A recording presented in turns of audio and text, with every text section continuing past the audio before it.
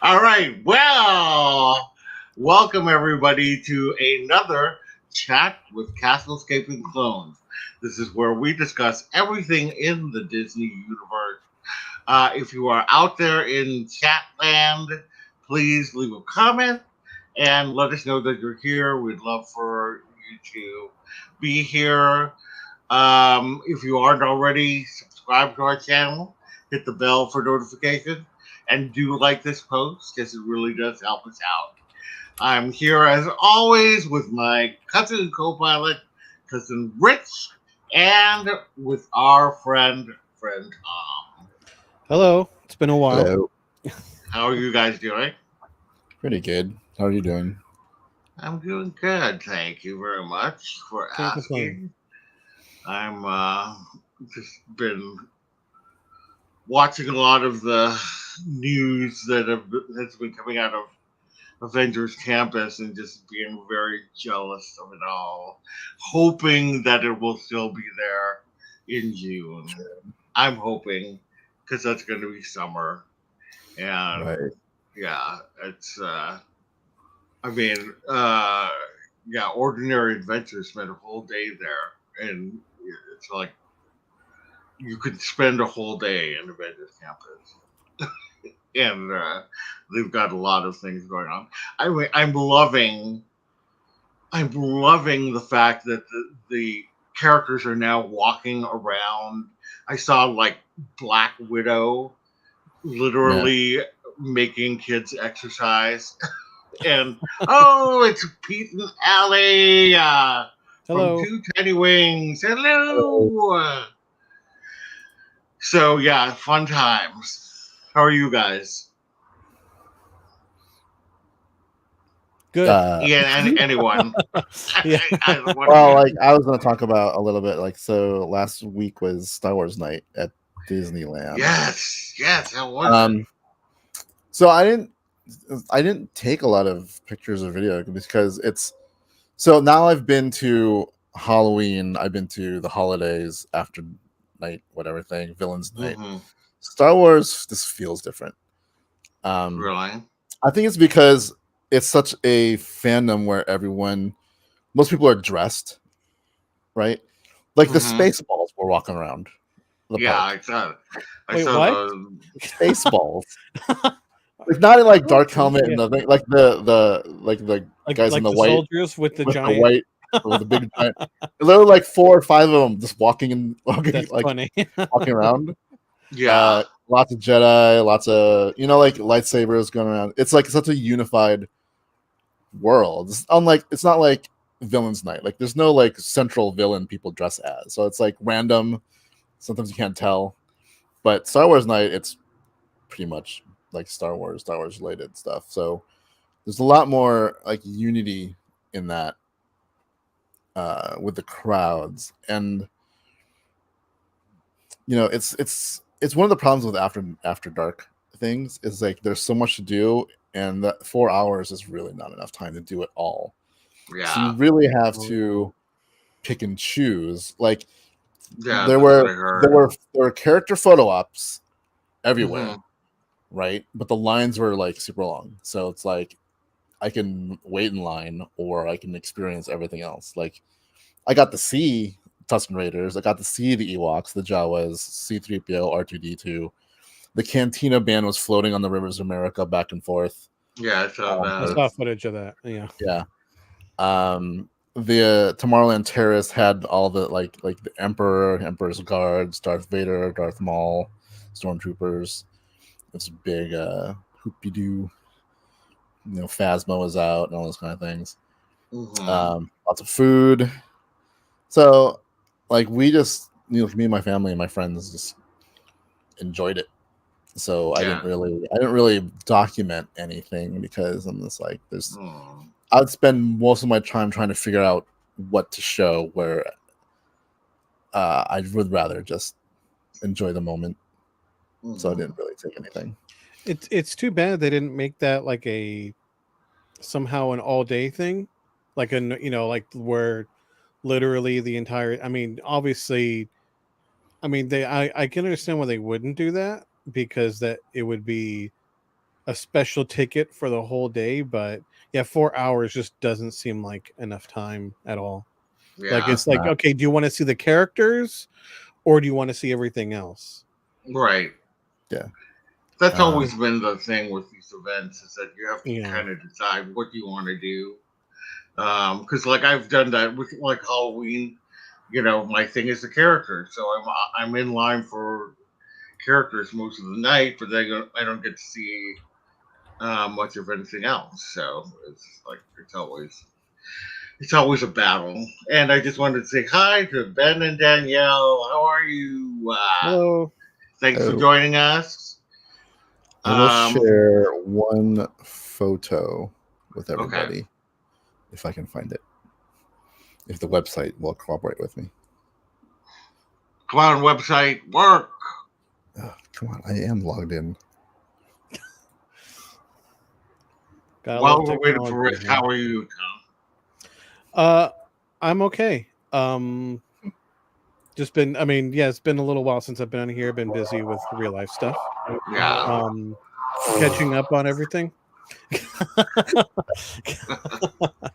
I went to I did go to Disneyland, and I'm last Monday for my girlfriend's birthday. That was a very successful trip. That was my first time actually being able to try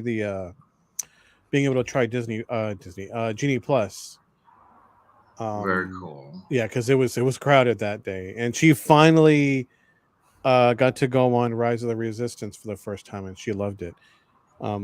She more or less said a similar thing that I said when I went on with Rich for the first time. My thoughts at the end, I made a comparison to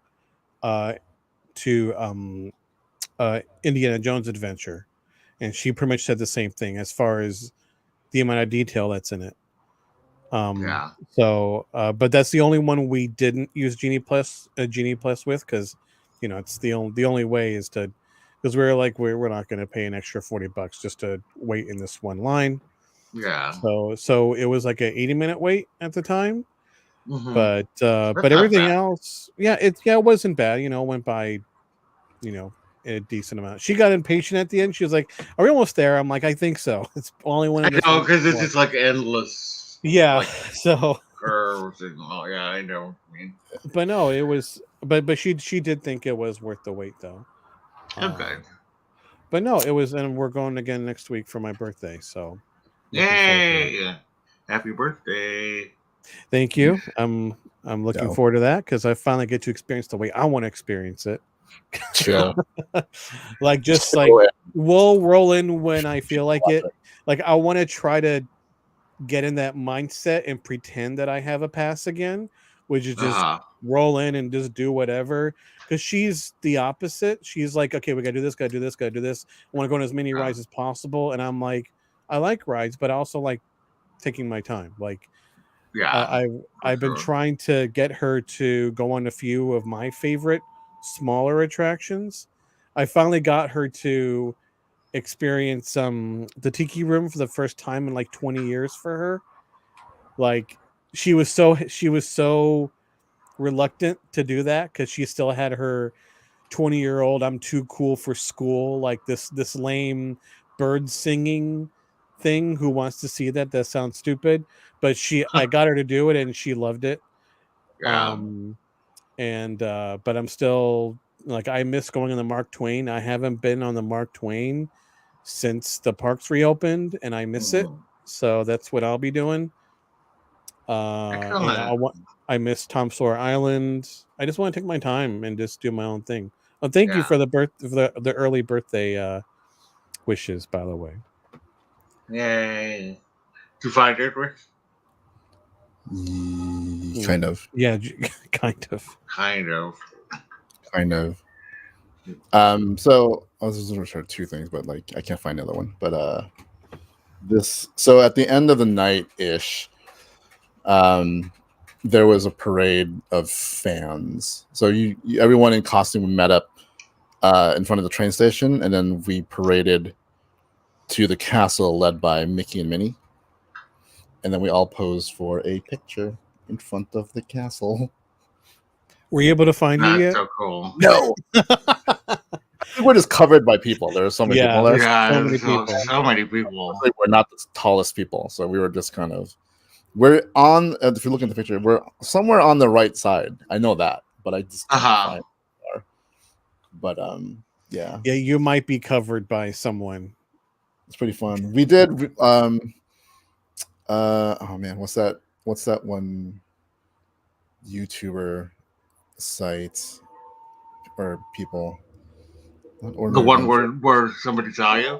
Yeah, we were in the best video. Best Life would be on. Yeah, we're in that for like a second. Because we have footage of the parade of us walking to the castle, and we saw ourselves in there. So right, that's cool. That's it was a fun. I was there for 17 hours. Mm-hmm. I got there at 8 in the morning. Well, before, and then we closed out the thing. So it was a very, very, very long day. That's a super long day. Yes, it was.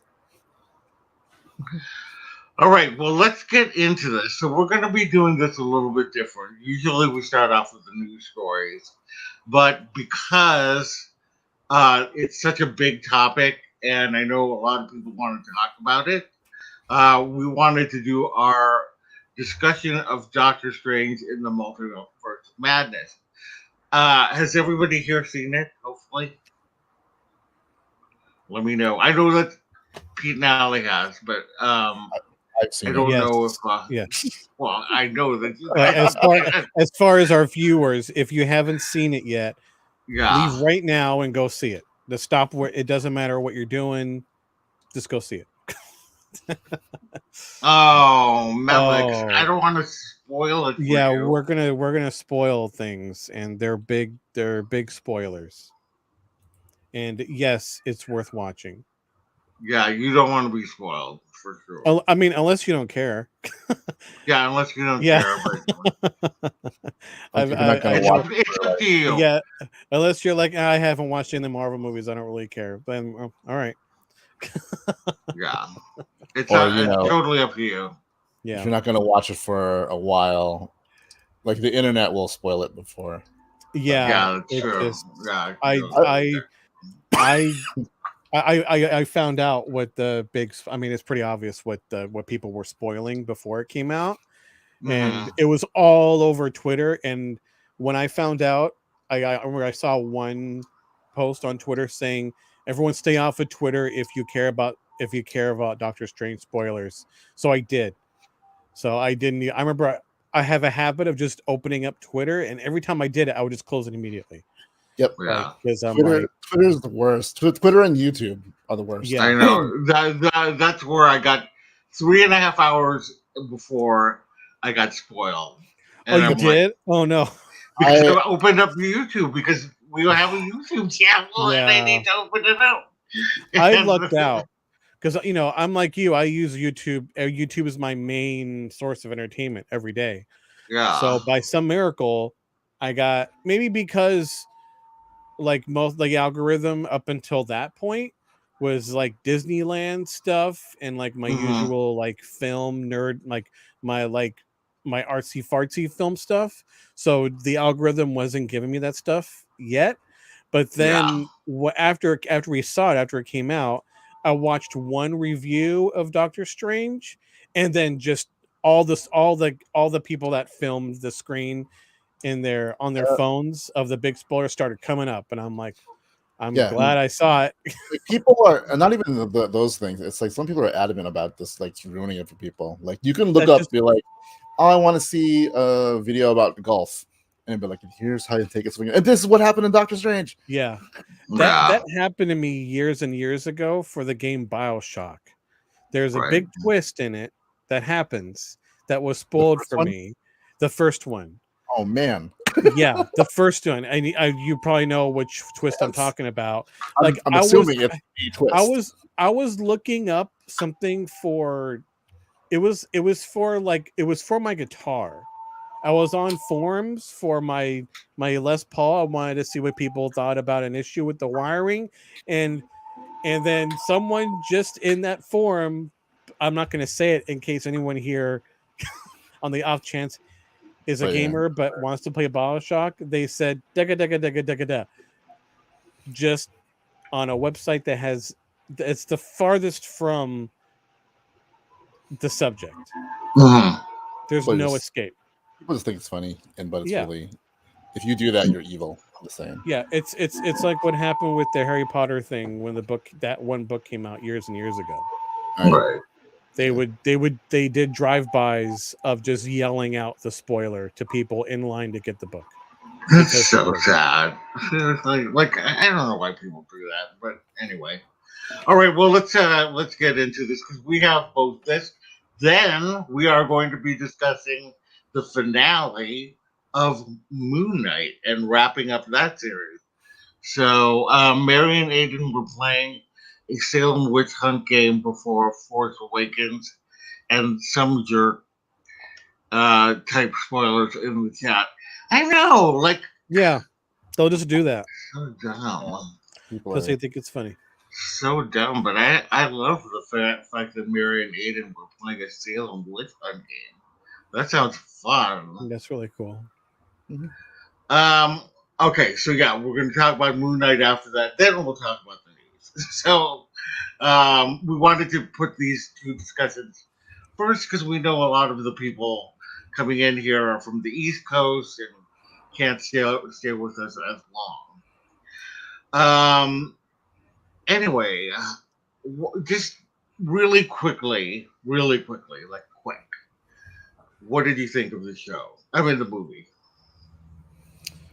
I liked it. It's not one of my favorite movies.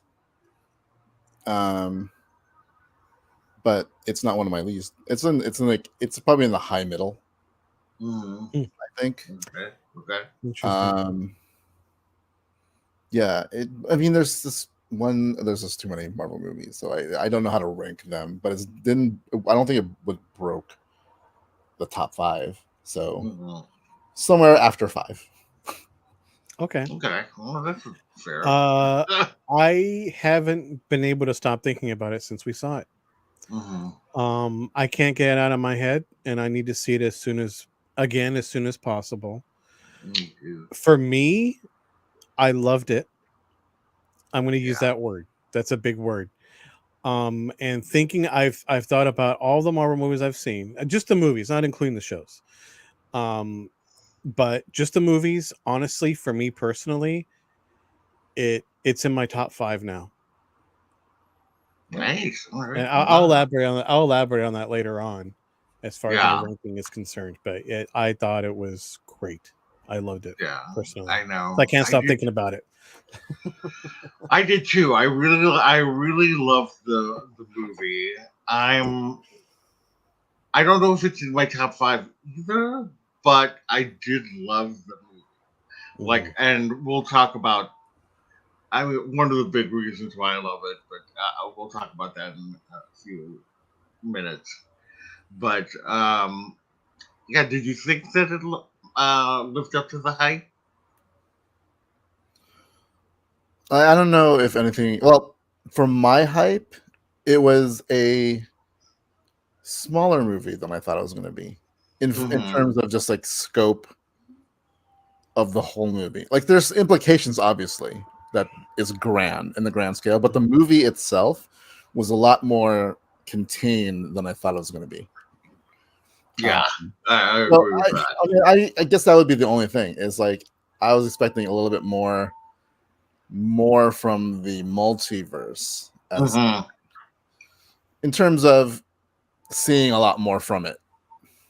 I mean, obviously, we did see a couple universes, but I thought there was going to be almost like this weird, like, even if it was just like brief cameo-y kinds of things, similar to what if you watch the Crisis on Infinite Earths crossover on DC for the CW, they did really small snippets from the different universes. Like, I thought it was to be similar to that.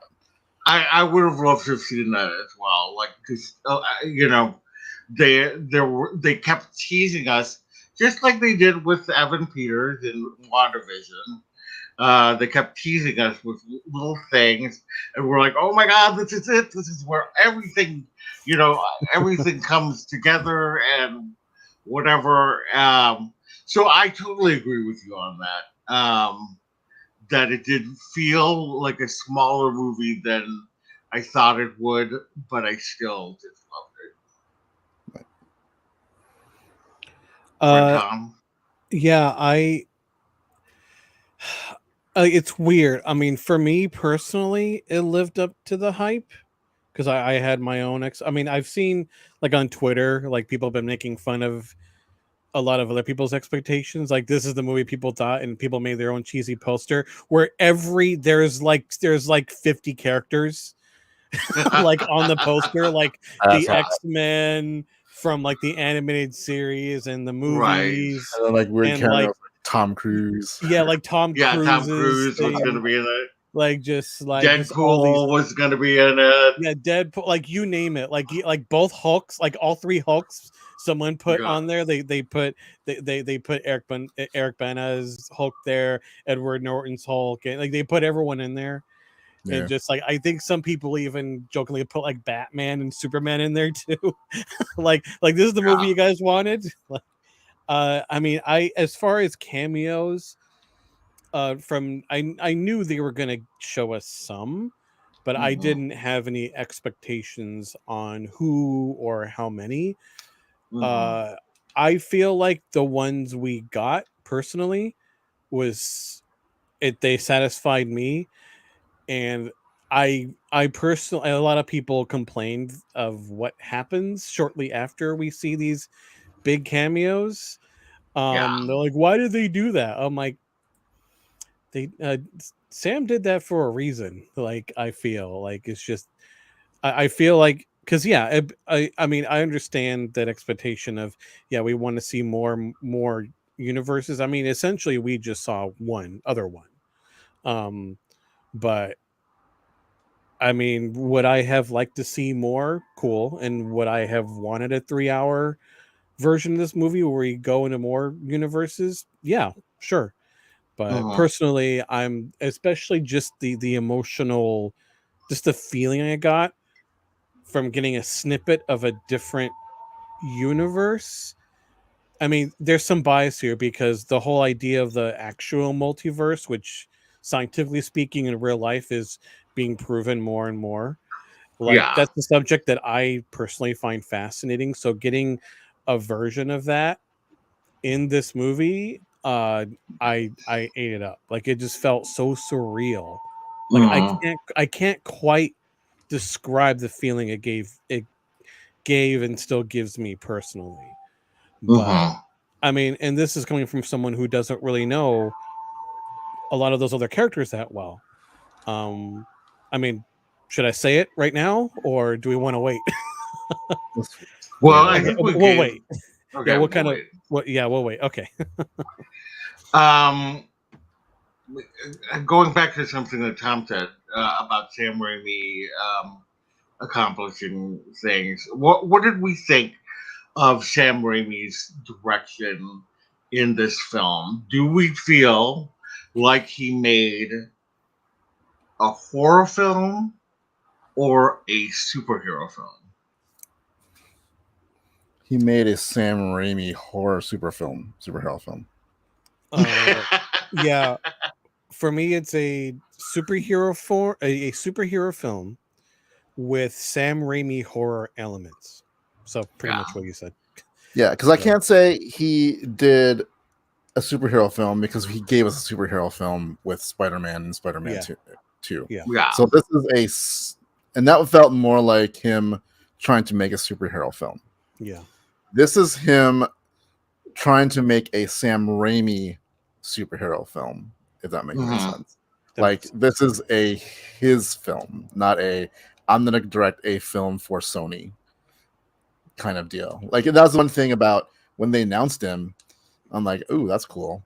But then is he going to there's always that fear. It's like is Marvel gonna hold him back? I was afraid of that too. Which, like if you look at like James Gunn, not really. Yeah. Like, Yeah, they don't really have a track record of doing it. James Gunn, Taika Waititi, yeah, they kind of made their films, but Sam, That's the thing. he has Oh, a go ahead. very distinct, especially from his Evil Dead days, and that's what. Well, I think that's what it is. I think what I wanted was definitely a Sam Raimi from the Evil Dead days than Sam Raimi from his Oz days. yeah. Do you think that he accomplished that? Oh, in spades. Oh yeah, I think so. It was so, for me, seeing his direction in something like this to this scale was so refreshing. Like, because I was a little worried, even though I still, like you said, Rich, in the back of my mind, like, well, we had Gunn, we have Taika, we have the Russos, we have I've said this countless times, and I'm going to keep saying it. Marvel deciding to bring in, let's get these weirdo directors and just let them have fun, but still kind of stick to the general formula. Yeah. It continues to pay off. So yeah, I thought there's a lot of people complaining about his direction. They didn't like it, which I don't understand that. I don't understand that at all. It worked so well with this. It worked so, and just even down to technical things like the cinematography. It's so important because there's a reason for the shots. Yeah, it's more than just showing us what's happening. I love that they let him have fun with it. After we saw the movie, Rich and I talked about, like, if we had no idea who directed this at all, they wasn't in the credits until the very end. If they didn't even announce it in the trailer, in posters, where they just didn't tell us. While watching it, we'd be thinking, there's no way Sam Raimi didn't direct this. Or someone's doing a really good job, or someone trying to emulate him. And at the end credit, directed by Sam Raimi, like, oh, yeah, all right, yeah, we kind of already knew. It has his style all over it. It's a spiritual predecessor to the Army of Darkness. Yeah, it totally is. Just has a budget. Yeah. With a Marvel budget. That's what he got. It's him continuing those films with money. Yeah. Yeah, exactly.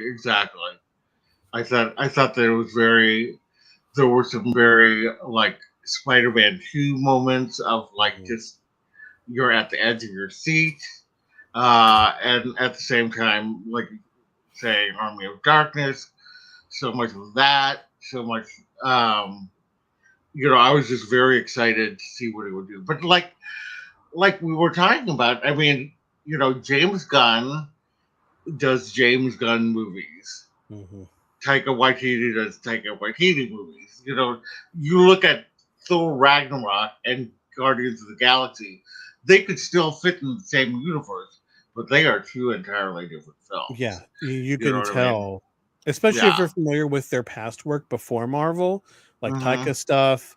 Gunn is more brutal, before. I mean, a good example of that, like, what does James Gunn do when he can, like, really let loose, as far as bigger, would be, the Suicide Squad. Scooby-Doo. Yeah, Scooby-Doo. Romeo and Juliet. Yeah, it's nice to see just all their distinct voices, but still stick to. It still feels like a Marvel movie. Yeah.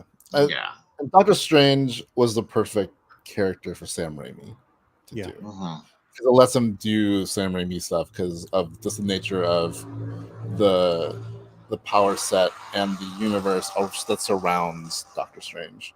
Right. So, like, I don't know if any other. I mean, like,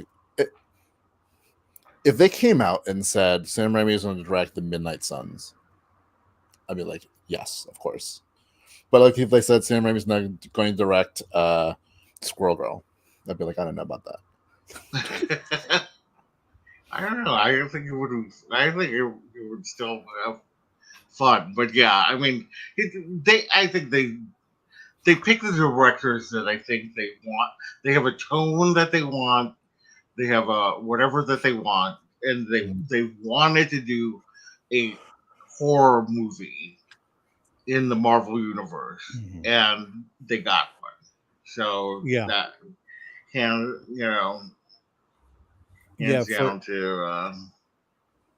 For me, when they first, like a few years ago now, when they announced, the next Doctor Strange is going to deal with the multiverse, that got me excited. And they say, we want to kind of make it a horror movie, and I'm like, all right, let's see. I mean, I wasn't expecting like rated R, insane, we're terrified, I don't want to sleep, I can't sleep tonight horror movie, but horror elements, something different, and we got that. And so for me, that's why it held up to my expectations. Like, I wasn't I mean, again, going back to Twitter, there's another kind of, in my opinion, dumb debate on, oh, this should have been rated R because of a couple scenes. And I'm like, like, you guys kind of here. Like, just as a little fun fact, I know both of you, probably Rich, knows this already, where the rating PG-13 came from and what movie is directly responsible for that rating.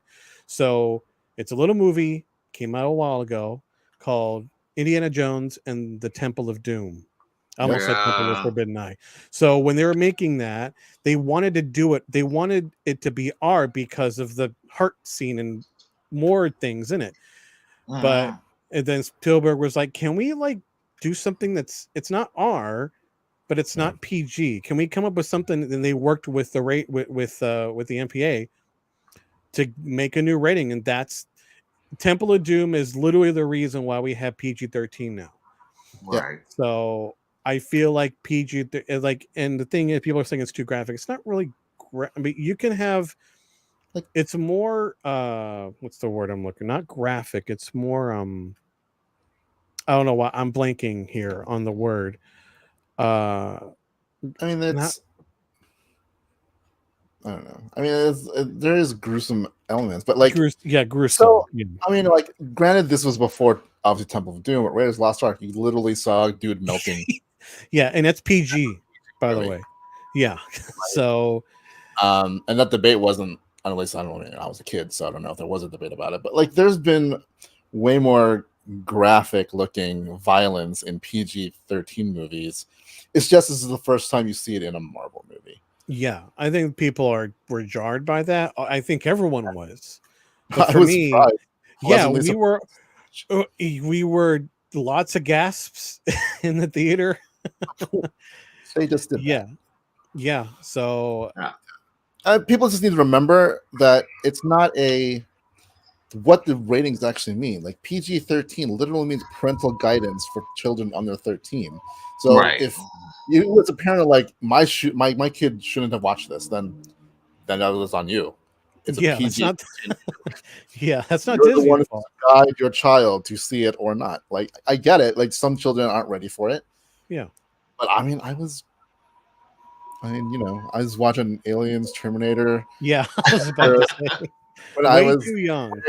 I know. Like 7 years old, so I was like, all right, cool. Like, I literally watched Arnold Schwarzenegger put a razor to his arm and take off his skin to expose his. Yeah. Right? At 10 years old, so I'm like, all right. Yeah. I know there was so much. Poltergeists had some weird stuff. Poltergeist by the way, Poltergeist is also PG. Yes. So I'm like, I saw Creepshow when I was a kid. Yeah. I know, it's so funny what we saw when we were children. Yeah, you think about it, like, I don't know if I'd do that with. I mean, if I had a kid, I'm like, do I want to show him Alien? Yes, but I'll wait a little longer.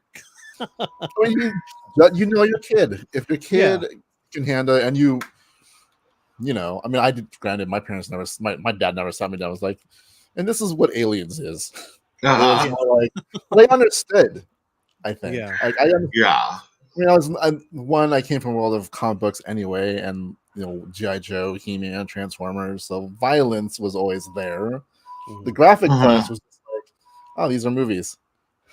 Yeah, like, we already knew it's not real. So yeah, I understood the difference between like fantasy and reality. Yeah. Yeah, I get it.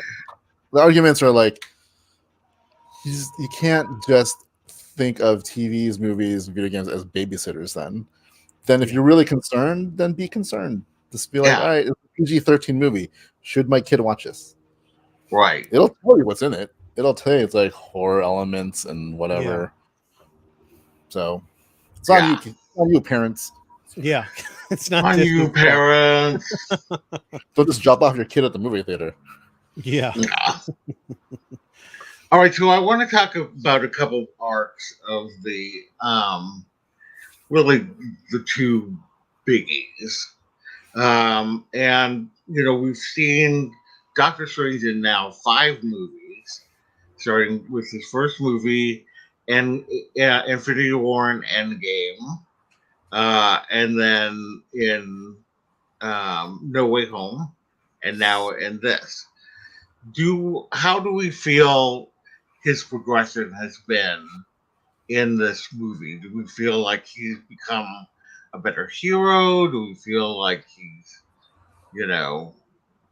dumb? I don't know. Like whatever you feel like. Whatever, Joe wrong answers. No, yes. Yes. And here's the thing, like, Marvel plays the long game. So character arcs can take a very long time. I mean, Marvel / Sony pulled off the greatest origin story for Spider-Man. They gave him how many movies before he's actually Spider-Man? Like at the end of No Way Home, that is the friendly neighborhood Spider-Man who's had to deal with all this grief and things. And so he's now on his own and he understands, the actions he take and what that affects. And he's learned that lesson brutally. Doctor Strange is similar. Like, yeah, he went through his arc in his movie, but it doesn't necessarily mean that at the end of Doctor Strange, the first movie, that he is now a well-rounded character. Like this one, he had to struggle with what Christine said about him. He's the guy who always needs to hold the knife. And you see it throughout all the other movies. He was arrogant enough to think that, he could have done that spell and nothing would have gone wrong. And then even at the end, he kind of blames Peter for it, even though it's his. Like he was arrogant enough to think that spell would have worked and solved Peter's problem. Right. Exactly. It was a great moment where at the wedding where the one dude was like, so there was no other way this could have gone. Because you think about it, it's the moment that Doctor Strange gave Thanos the time crystal. That's where you get the blip, right? And that's affected how many lives across the universe. And it was his thing. He's the one who's like, I did it because I knew there's only one way out of this. Yeah. So in this movie, he's still not like perfect. He had to go through some stuff, and this is where he learns how to trust, and that he learned how to put his trust into a teenage girl from another universe. Yeah. Right. For sure. Yeah. An arc. Yeah. But like all the characters in Marvel, nothing's wrapped up in a nice little bow after the first couple movies. Yeah. It's a journey, and it's a long game journey throughout the whole Marvel cinematic universe. That's why watching all of them is ideal. Looking at Tony's arc, it's more than just the one movie. Oh, for sure. It's his movies. It's the Avengers. It's all of them. Same thing for Thor. And his arc, and we're still seeing that. Like we're still in the middle of it. Because before this one, I liked him, but I was like, I don't know him that well. Like, I know him well enough, but not really well. And I feel like in this one, we got just enough. I mean, again, there's still a lot of people complaining that, Doctor Strange isn't really in this movie that much. I mean, he is, which is already a dumb thing to say, but people are complaining. Some people are complaining that, Wanda's in it way more. It's more about Wanda. And I'm like, that's not a bad thing. We're more or less seeing Wanda's transformation in her arc through the lens of Doctor Strange. And for me, a prime example of it's okay for your villain to be in the limelight, to have your heroes be a simpler story, is Infinity War. Infinity War, it's an Avengers movie officially, but think about whose movie it really is. It's Thanos has the spotlight. We're seeing him go through what he's going through. I mean, if you think about it, Thanos' story and arc in Infinity War alone is way more complex than the Avengers. The Avengers is just, we need to stop Thanos from doing his thing. It's as simple as that. Thanos says he has this big motivation to essentially pretty much accomplish what he set out to accomplish. And I feel like it's similar when it comes to multiverse. Wanda has her goal. Wanda has her goal, and she more or less accomplished it, but it turned out different for her in the end, where she realizes, that she is the monster because she's trying to get her kids back. Which I understand. I'm kind of on the side of Wanda here, to no surprise to both of you. I understand where she's coming from. She commits atrocities to do it, but I understand her motivations. Yeah, I mean, it was her love. Yeah, and again, going back to the quote, grief is nothing but love persevering.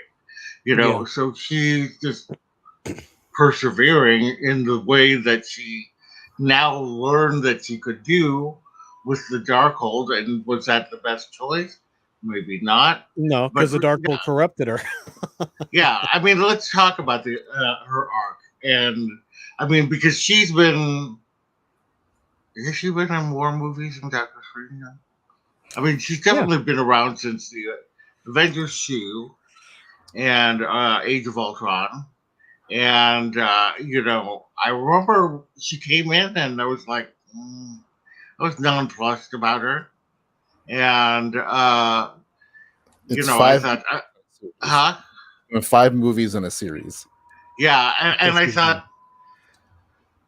well, like, Scarlet Witch has always been one of my favorite characters in the comics, and I thought, this is just so like tepid. I didn't quite know why they didn't want to put her in, her costume and do all of these things, and they made a big deal about saying that they wouldn't do that. And then, you get to WandaVision, and there's one scene where you see it taken directly out of the comic book. And Elizabeth Olsen is like embracing it. She's like, let's do it, And they came up with a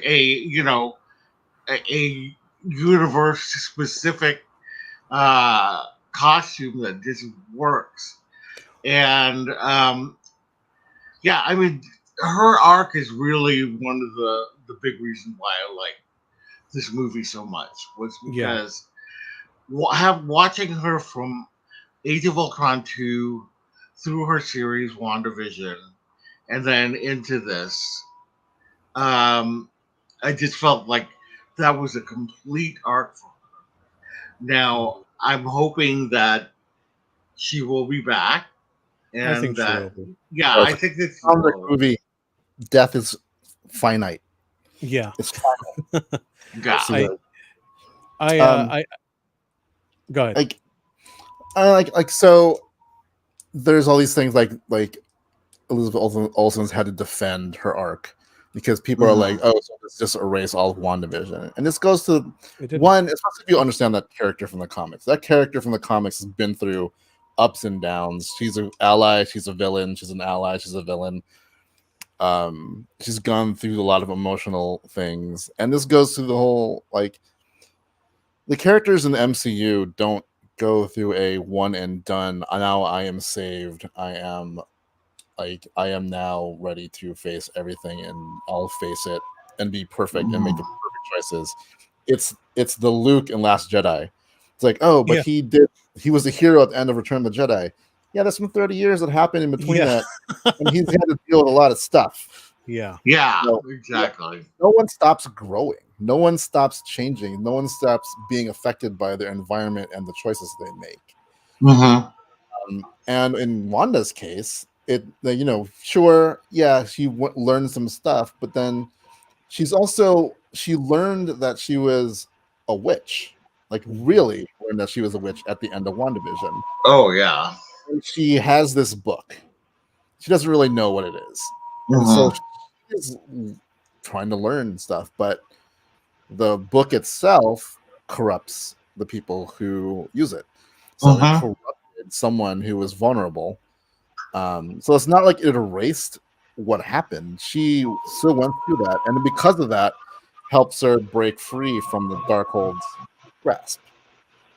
So that's what her arc is. So it's not like it got erased.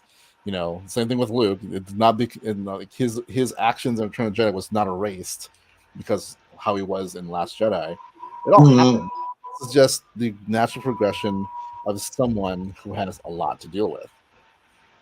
She created her children, and the Darkhold grabbed onto that feeling and exploited it. And said, hey, they really exist in this universe. Yeah. Wouldn't you want to go get them? It makes perfect sense. The ending of WandaVision says it all. Like you said, she has these. She's fully aware of her abilities now. She's being corrupted by the Darkhold, and the Darkhold teases her with the knowledge of the multiverse. And look, there's a hint. I can find my children in real life in a different universe. And she even has that. All right, I'm going to go after them, and that's only going to go in one direction. So her arc was super so far, especially in this one, is super satisfying, and she is, as far as Marvel's concerned now, she is one of my favorite villains now. She's up there with Thanos for me, definitely. Yeah. Which also, one by the way, heroes remember, and villains. Yeah, she's great. I always liked her. She's been through a lot, and I'm going to quote the Joker from The Dark Knight here. Just madness, as you know, is like gravity. All it takes is a little push, and that's She had more than one pushes, by the way. So she lost her brother. She lost her lover. Her kids. She lost her lover twice, actually, 3 times. So, and that's just the tip of the iceberg for Wanda. So, not only did she lose him, she was the first one to kill him. Yeah, she killed him. She kills him, and she has to watch him die twice. Yeah. She brings him back, kind of, and then she has to lose him again. Yeah. Yeah. Also, she has to go retrieve his dead corpse, by the way. That too. Which is still heartbreaking, to see. So, like, she's this poor thing. She's been through so much. And she gets this, like, who wouldn't? I mean, the same. I feel like her and Doctor Strange, as far as their motivations for that what if, no pun intended. Okay, a little bit. Of just, what if you can have that happiness back for a little bit? Because just imagine just focusing on Strange. Like, one thing a little while ago, I thought rewatching Infinity War again, and near the end when Doctor Strange is cycling through the over 14 million different outcomes. Yeah, he lived through all those. Yep. For us, it was just like a few seconds, but for him, there's no way he obviously had to experience, just like he did with Dormammu.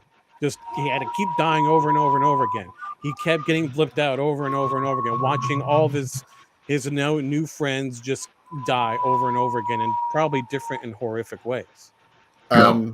Before we go on, is someone's door open? Is your door open, LJ? Yeah, I'm hearing like a breeze going through your area. No, because there's like a whistling sound. Yeah, I'm hearing. I don't know. I was wondering what that was. It might be my computer. Like a fan in your computer? Yeah, So, I think it's a fan in my computer. Oh, okay, like a light whistle almost. Yeah, that's the only thing I can think of. I can't hear any other whistling. Yeah, if you can't hear it, then it's coming from you. Yeah, it's probably coming from you. Okay. But it's like a constant. Yeah, I wasn't sure if that was just me. It sounds like wind maybe, almost. I thought maybe like it was a siren outside, but this has always been on. But this is the first time. I mean, like every time we do a podcast. Yeah, this is my first time hearing this. This is the first time I'm hearing this.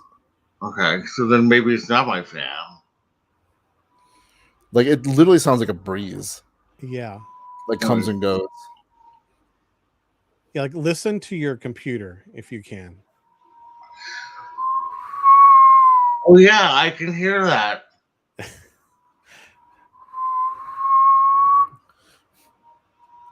There it is again. No, that's my fan. Oh, okay. You're a fan of your computer? Yeah.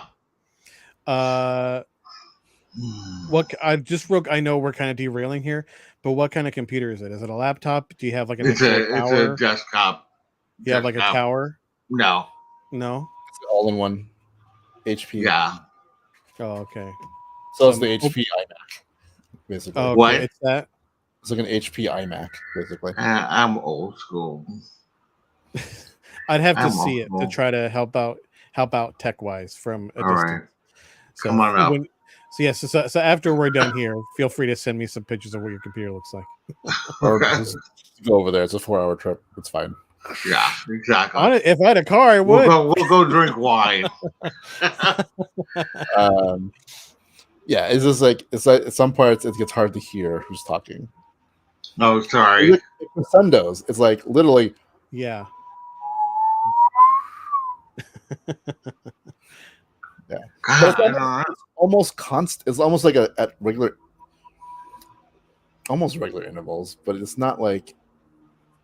Yeah, it's weird. But the Melon says that's what they have to do. All right. Well, let's try and persevere. I did want to say something about to kind of wrap up Wanda's thing. I mean, Elizabeth Olsen. Hello.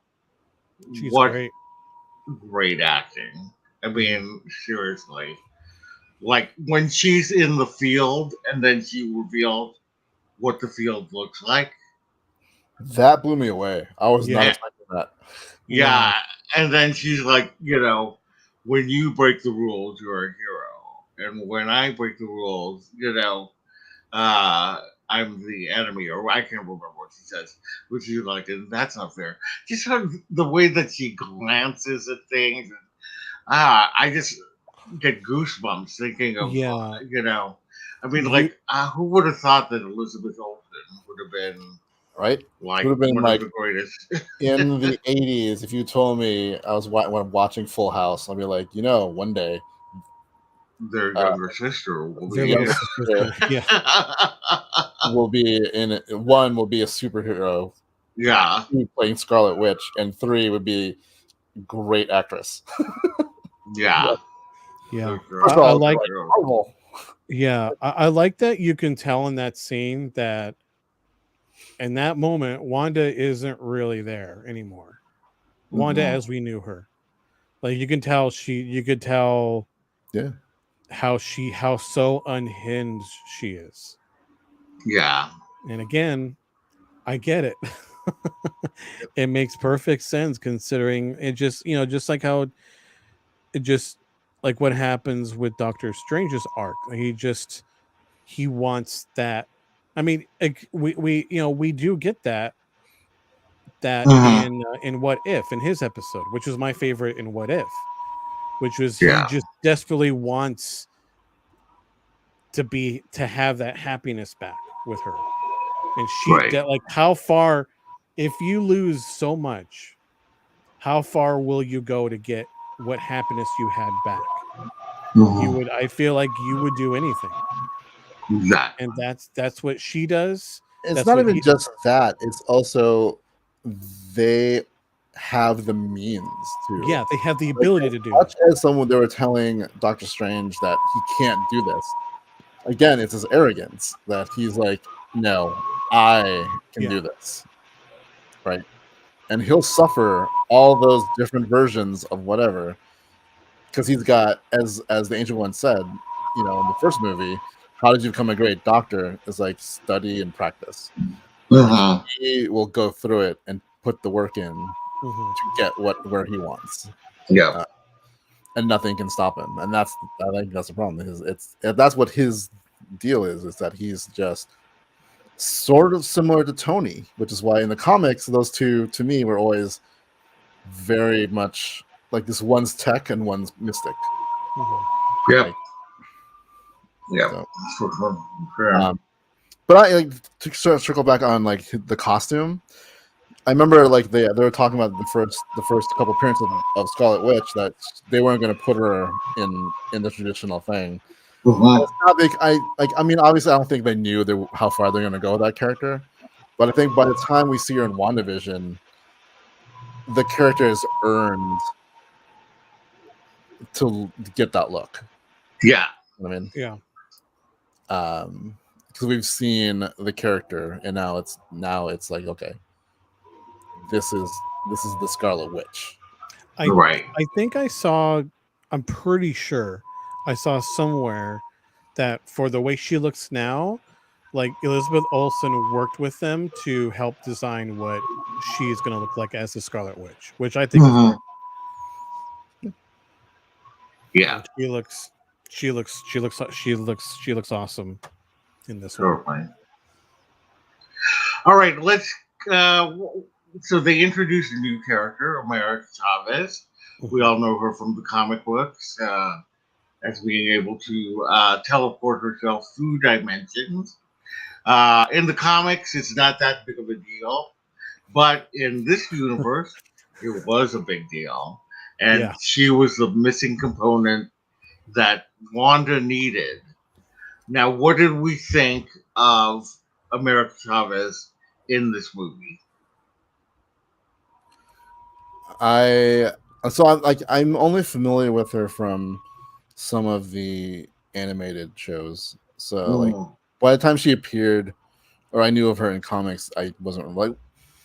I mean, truth be told, I was never a big Marvel comic reader. My Marvel experience has always been solely in the X-Men world, which in and of itself is a big chunk of the Marvel universe. But there's just so much going on that I focus most on the mutants. So I didn't really run into her until recently.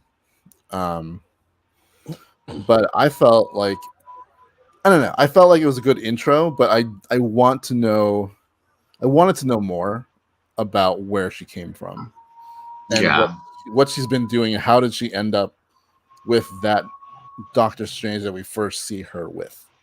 Yeah. Kind of a deal. Yeah.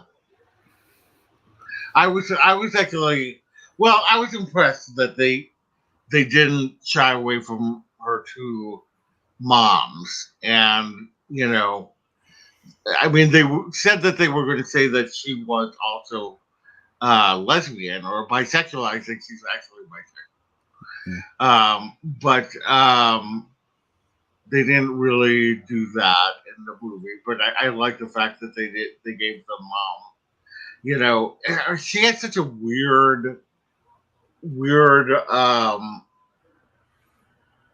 origin that has changed several times in the comics in her short lifetime.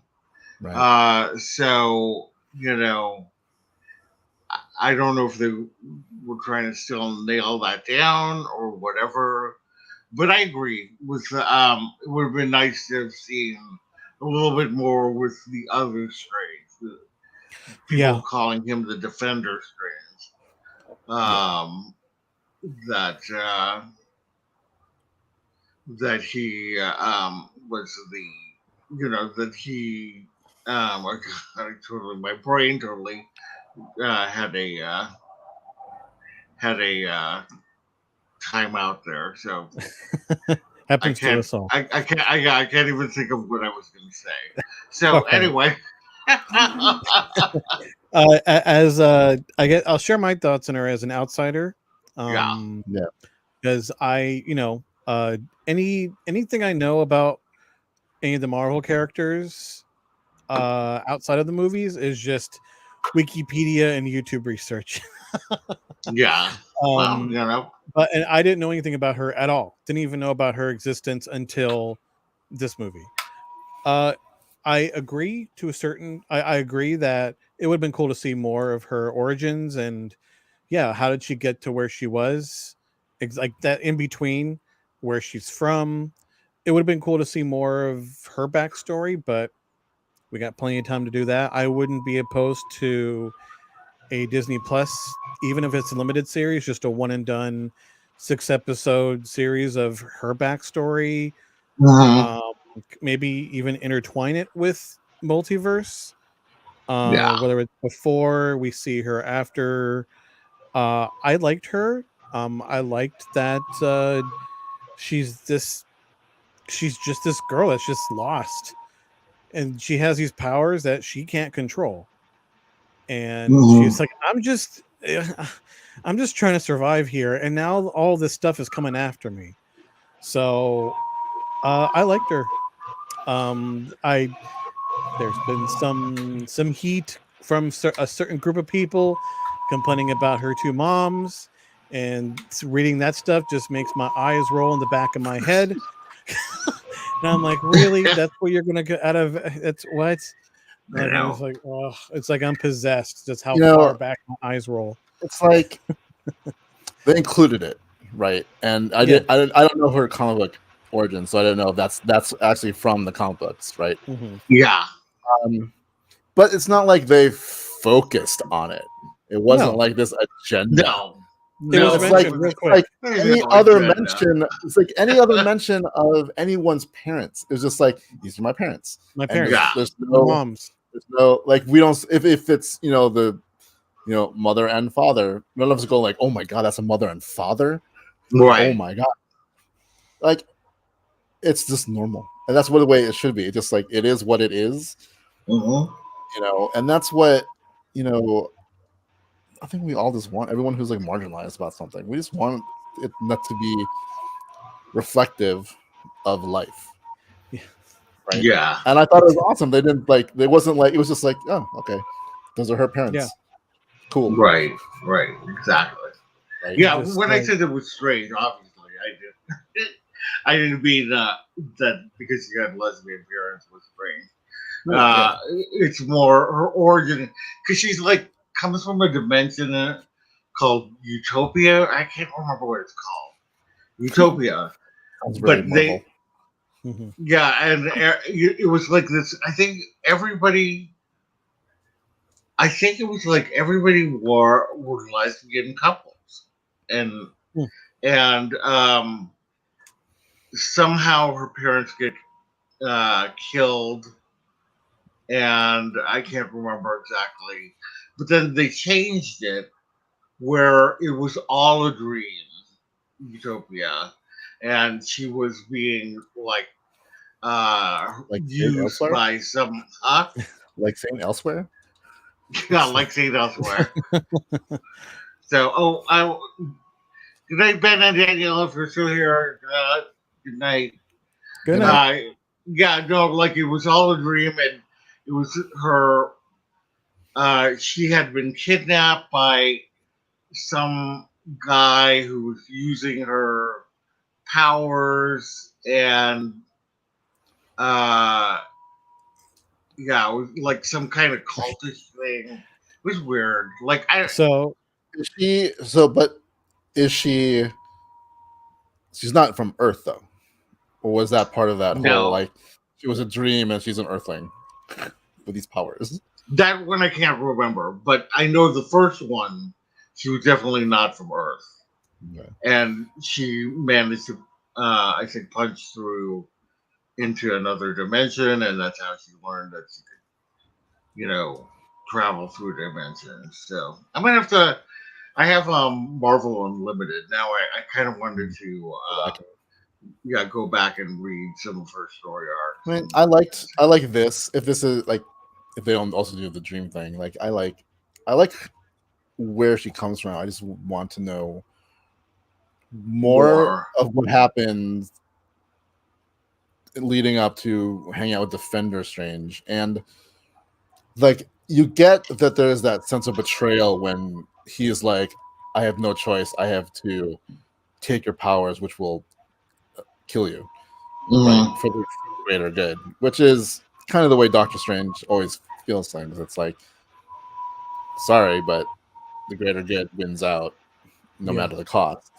And I just like, I would have felt that more if we saw that relationship just a little bit more, right? Because she seemed to really trust him, and he really seemed to want to protect her.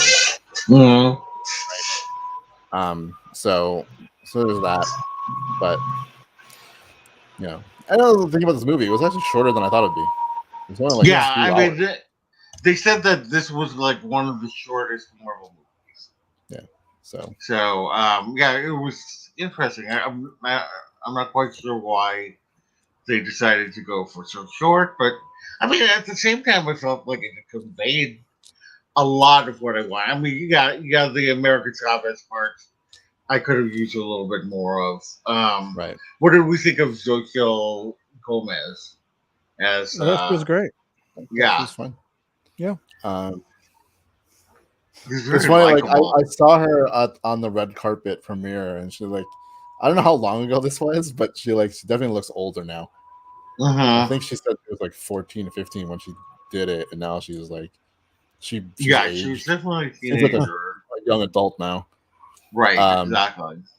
So I think she did a good job. I hope they keep her. Like again, they're like, this can't be a coincidence. They're grabbing a whole bunch of young heroes. No, it can't be. And that's why when I say like, I wish we could get more of whatever. Again, this is the Marvel Cinematic Universe, and they'll play the long game. So we might get that down the line.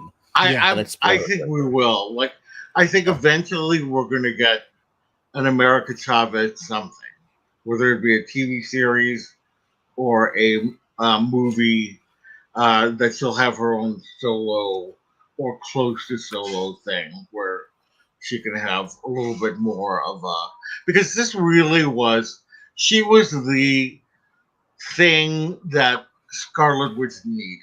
You know, she was the MacGuffin. Yeah, she was the movie's MacGuffin. Mm-hmm. Yeah. So anyway, all right. So they end up in a dimension, like after traveling through all these dimensions, where like they, could be paint or animated or all these things. They end up in a dimension where red is green and green is red, and pizza balls are a thing. Which I think they should capitalize that in Avengers Kitchen. Yeah. Avengers Kitchen. So, and then this is where all the craziness happens. And again, shut your ears. I know Pete and Allie, I don't know if we're still here, but we're going to talk about the Illuminati. Dun, dun, dun. So there had been a lot of, speculation. Who are the Illuminati? Because, on our Earth, they govern our Earth. Or they don't govern our Earth, but they are like behind the scenes in everything that goes on. Then everybody thought that, okay, these people came in from different universes, and, is going to be where the X-Men come in eventually, and where, maybe Fantastic Four and so forth and so on. So they, the Illuminati basically is the Avengers of, this world. And yeah, what did we think of the Illuminati? They acted like I thought they would act. Yeah, they were, to me, they're the Illuminati. The difference being, like, yeah, they are the Avengers of this world, whereas Illuminati were mostly there's a secret cabal within the Marvel universe. Yeah, of the brightest minds that would make the decisions that were too hard to make for everybody, and they would execute them. Like, one of the biggest ones was shooting Hulk into space. yep, right, because they are pragmatic, right? So they acted exactly the way I think they would. yeah. I did think they have a more influence over the multiverse, but they don't in this movie. Not really. Yeah, they didn't have any. Because we knew that from certain clips, Captain Carter was going to be in the film, and Captain Carter, last we saw her, was in What If, and she was part of a kind of multiversal Guardians. So we thought maybe this is what that had become, but it turns out that she was just this world's Captain America or Captain Britain, whatever you want to call it, Captain Carter. I I love Haley Atwell like so much. It was And really, really cool to see a live action version of yeah, Captain Carter. To see her like in that pose, I was like, oh my god, you are totally. I mean, like you're totally killing it. Like it is like so good. And then they had Anson Mount, who played Black Bolt in the television series. That to me, that was the most surprising inclusion. Like, Black Bolt's been part of the Illuminati. I didn't know they would include him or not, but I was like, oh my god, especially because of what happened with the Inhumans show. Right, exactly. That's why it's like, oh my god, it's so crazy. And then they had Lashina Lynch, who was Maria Rambeau in Captain Marvel, Monica Rambeau's mother. Yeah. She was Captain Marvel in this universe.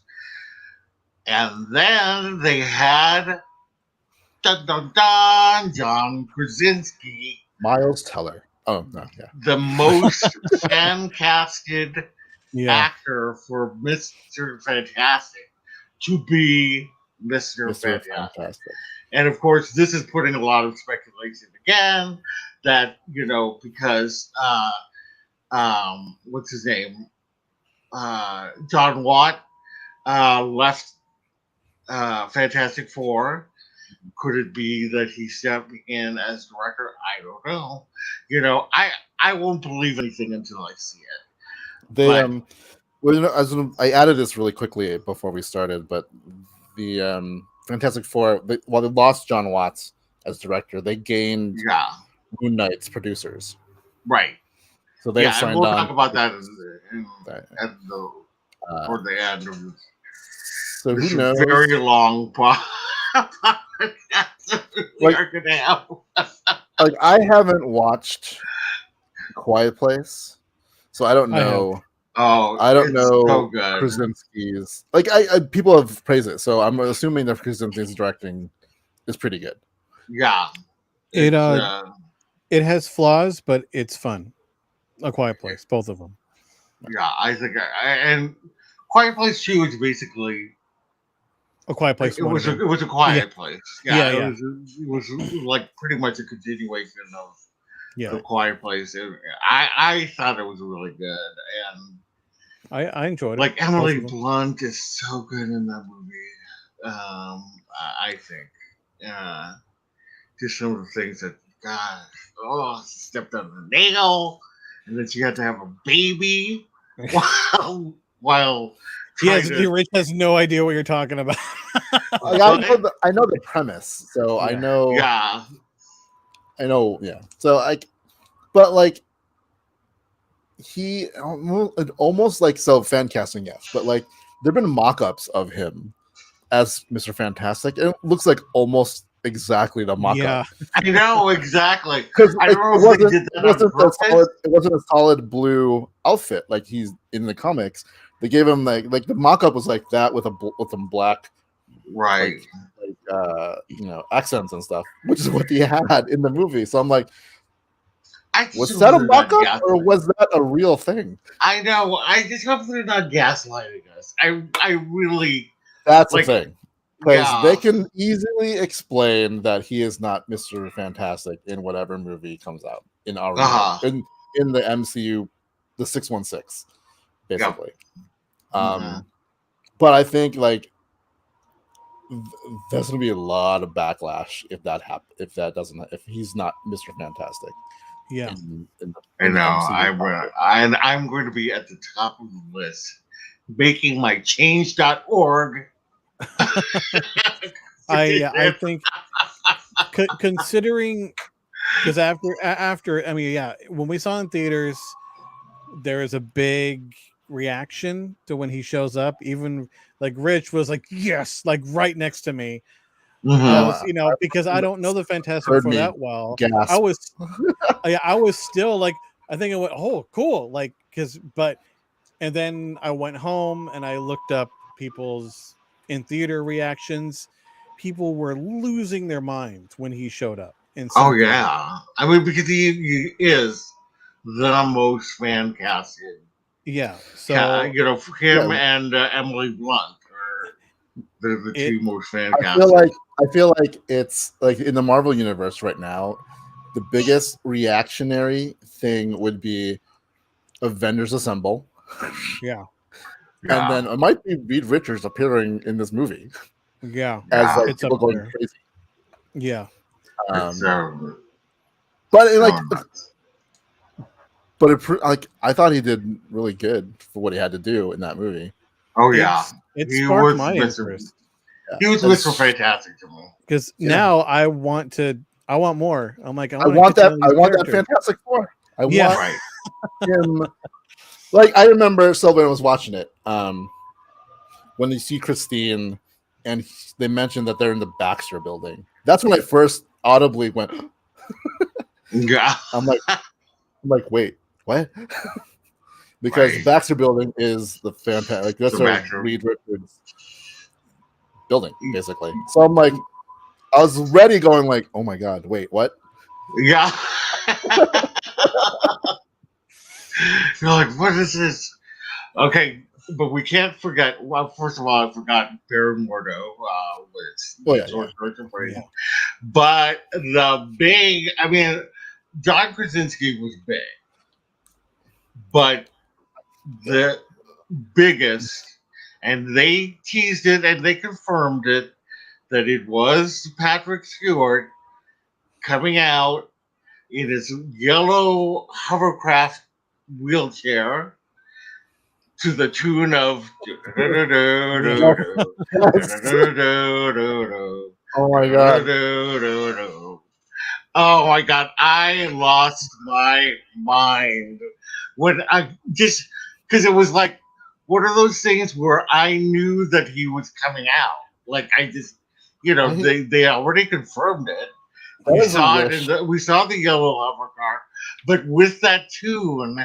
Yeah. And for those of you who don't know what that tune is, that is a tune from the X-Men the 90s series. The animated series, yes. And it's like one of the most well-known superhero theme songs, I think. If you grew up in the 90s, you know that theme song. Mm-hmm. And it'll automatically, you imagine that first opening sequence of the title sequence of that show.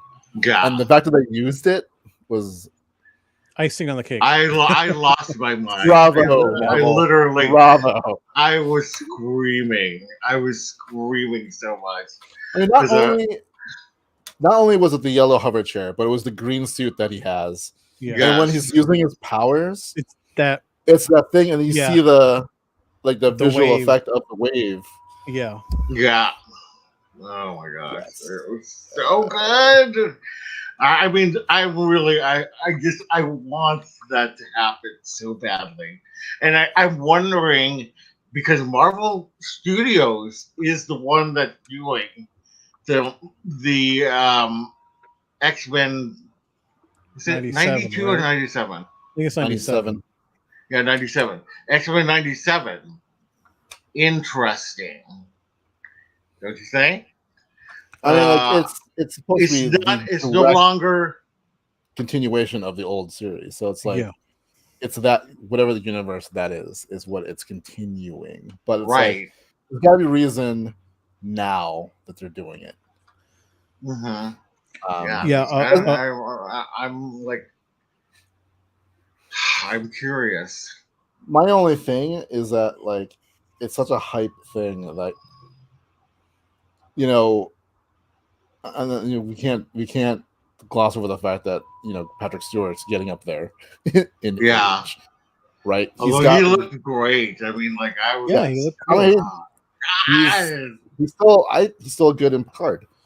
Yeah. But like I don't know if he's gonna be able to carry an X-Men movie. I don't know. Now, you know what I mean? Yeah. Like, especially if you think like 6 years later, we got Doctor Strange 2, right? Yeah. This is a very long haul kind of thing. Like, I wouldn't want to they're bringing back Harrison for Indiana Jones, and I'm just like, as much as I would love this to continue, like, please stay home, Harrison. Mm-hmm. Like, I don't want to hear that you got crushed by a real boulder. This seems to happen to him all the time, though. Right, but he's getting older. Injured. You only break something so much before it's unfixable. Like, I would love. That's the thing. It's like if you bring in Patrick Stewart as Xavier in a movie now, based on more of the animated version of the X-Men, not the Bryan Singer version, how long would he be Professor Xavier? Which is why, we do have McAvoy. I just don't like McAvoy. I just don't like McAvoy as Professor X. But like, I don't think that's what worries me about John Krasinski, because then they can easily not use Patrick Stewart in the X-Men in the MCU because it's not that universe. Yeah, I mean, if they couldn't, unless we see another universe with X-Men 97. I don't know. It'll be interesting. I'm just curious to see how it's all going to play out. I think based off of not only when we saw it in theaters, excuse me, I just burped into the microphone, but also like the bootlegs reactions of people's reactions. The biggest reaction out of all the characters has been Reed. So I personally think they're gonna keep Krasinski as Reed for Fantastic Four for when that comes out. But I do think they're going to recast the X-Men entirely when Disney gets around to finally doing that. Because I kind of regret. I think because for me, again, being an outsider, when I think of Professor X, I think of one guy. I think of Stewart. So McAvoy was fine, but like versus like like Magneto. I like both Magnetos, but I think. For the eventual like Disney X-Men, I think they're going to do a full recast of everyone, and I trust them I think so. as far as recasting is concerned. I mean, like whoever they pick, let's do it. I would prefer that they don't use McAvoy or Fassbender. Yeah, I agree. Yeah, same with me. I just if they aren't, I mean, like honestly, if they aren't going to use McKellen and Stewart, which I understand your arguments. Yeah. So I get it. But if they aren't going to use them, then I would just want them to completely recast. Yeah. Yeah. So Ian McKellen did say, oh, I saw this because I guess Elizabeth Olsen in an interview was asked about Magneto, but McKellen was like, "Oh, I love Elizabeth Olsen. I would love to be her, like play her dad." Yeah. We all love Ian. Yeah, I know.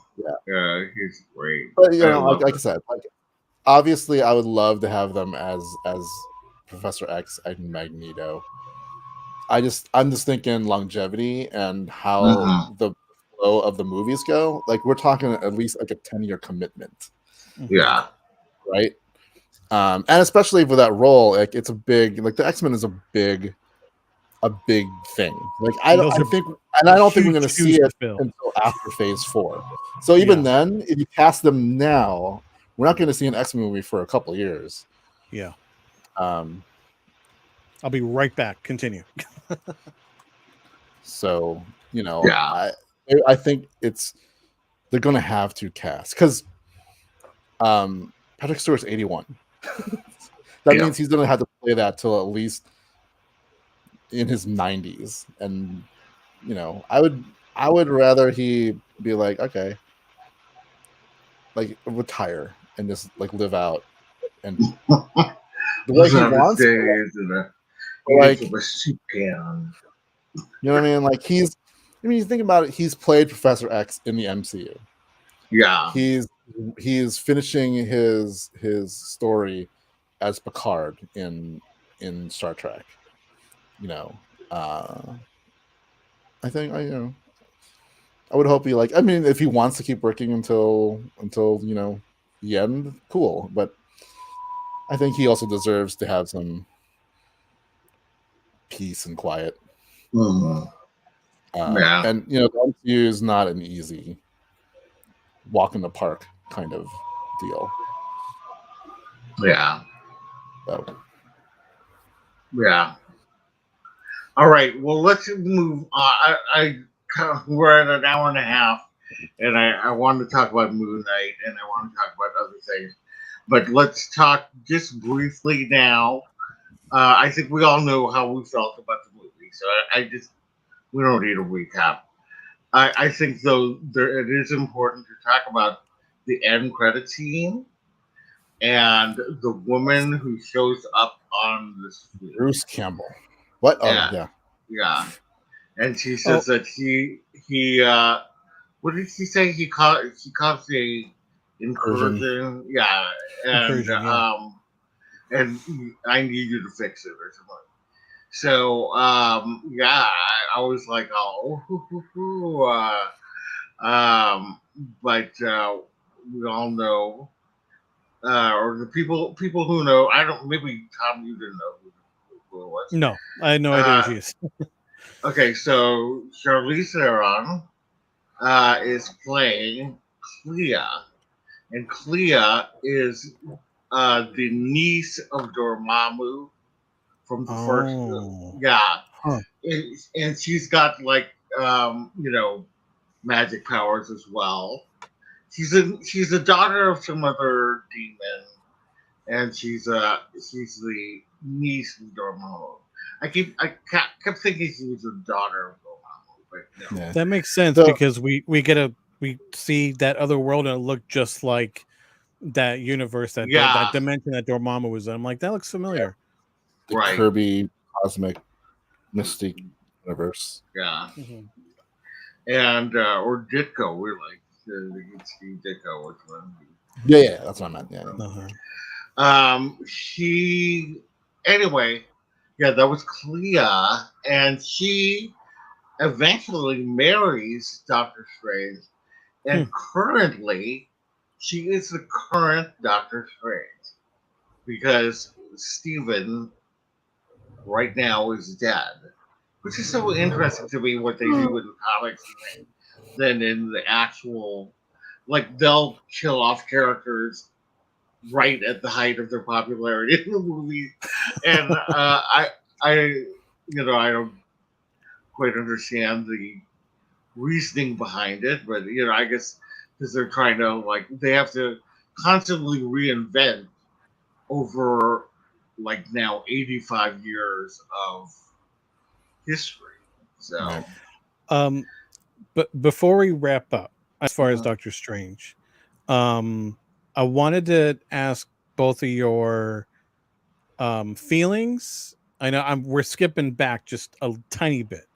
okay. Of what Wanda slash what Scarlet Witch does to the Illuminati. Like I just wanted to Mm, hear your initial reactions yeah, to that I scene.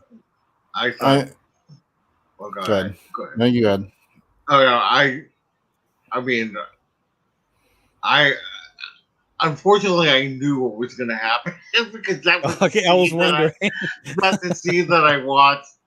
I was like, what the? Yeah. I actually thought it was somebody who like created something. And then I Uh-huh. realized no, I'm not watching something that somebody created. This is actually part of the movie. Um, and but it still was very hard, Hard to watch crazy. Yeah, and when insane. when Black Bolt speaks a word and his mouth isn't there, it just totally makes his brain implode. Oh my god! And then watching Mr. Fantastic, just basically cut into ribbons, and Yeah. then It Captain just keeps getting worse. Carter, yeah, getting cut in half. It's just so crazy that what happened. But I felt like it needed to happen in this universe Yeah. in order for things to move along and stuff like that. But yeah, it was very just at the same time it was kind of you know I was geeking out about it Yeah. because you know it's all you always kind of want to see that kind of fight or whatever. I mean, maybe not necessarily where people die, but it was kind of fun in that way.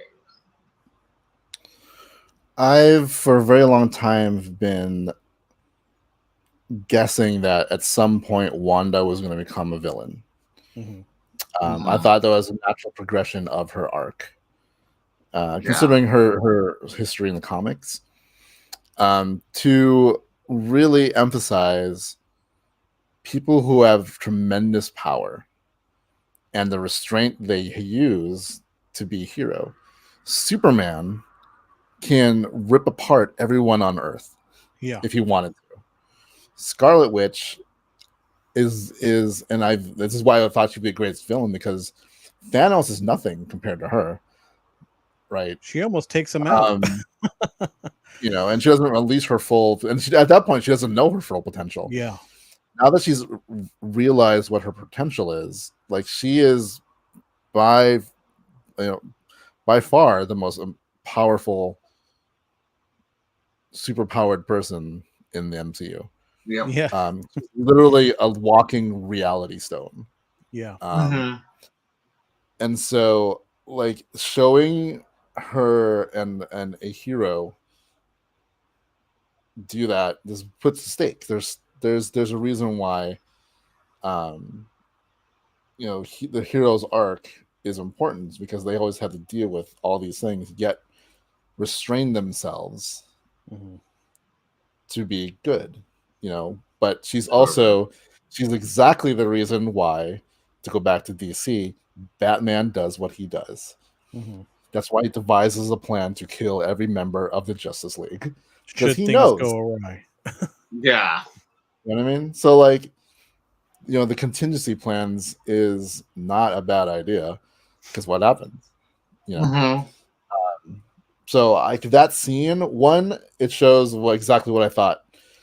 This is the Scarlet Witch that I know. Two, this is the most Sam Raimi's been for a very long time. You know, since he did Spider-Man, he hasn't been that Sam Raimi, and we got to see it, and I was delighted and horrified at the same time. All right, cool. Yeah. Okay, cool. Same here. I've been waiting to hear both of your feelings and thoughts on that scene, or this her versus the Illuminati, because it really shows really how powerful she is, and I love that. Just the Illuminati is like, oh, we could deal with your witch, whatever, and she wipes the floor with them with almost ease. Like, and I rewatched that scene, I just the bootleg version just to watch it again in detail. It's insane.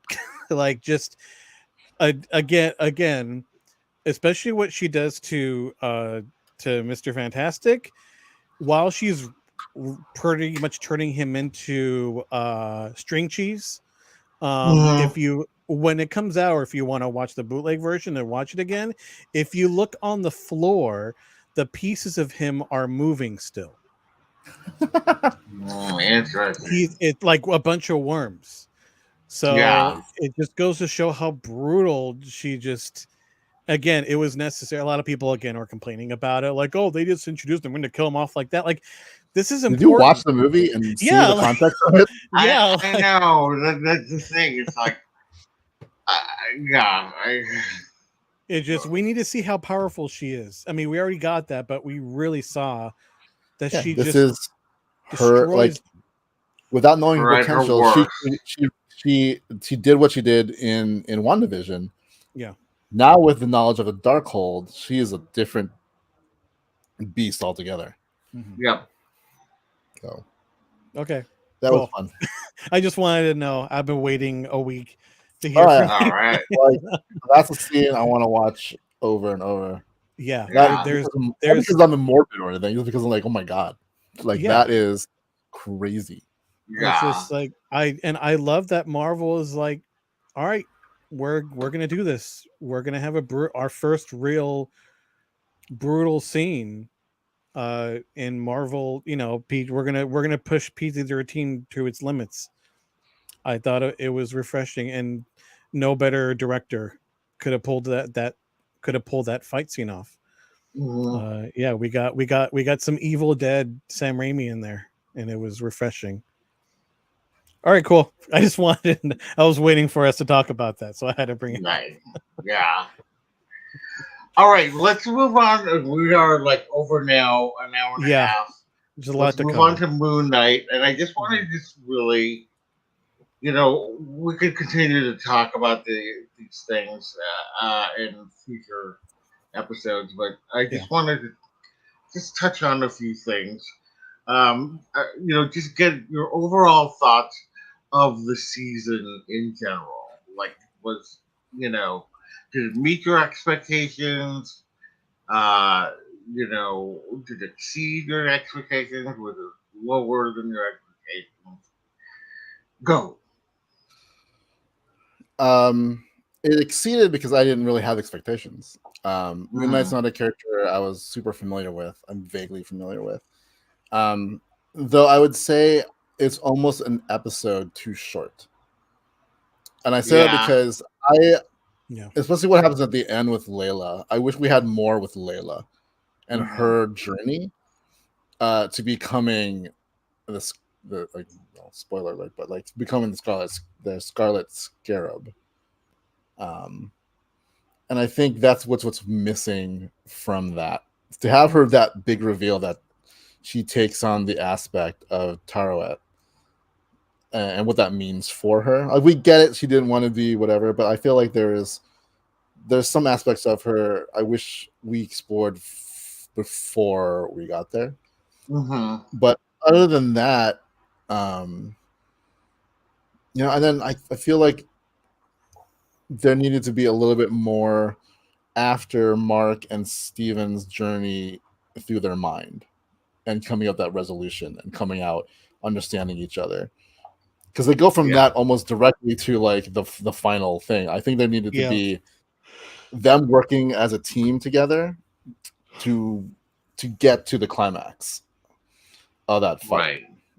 And I think that's why I feel it was just a little too short, because I think those two aspects would have made the series itself way better than it is.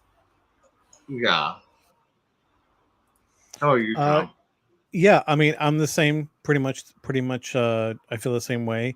I didn't have any expectations outside of loving Oscar Isaac.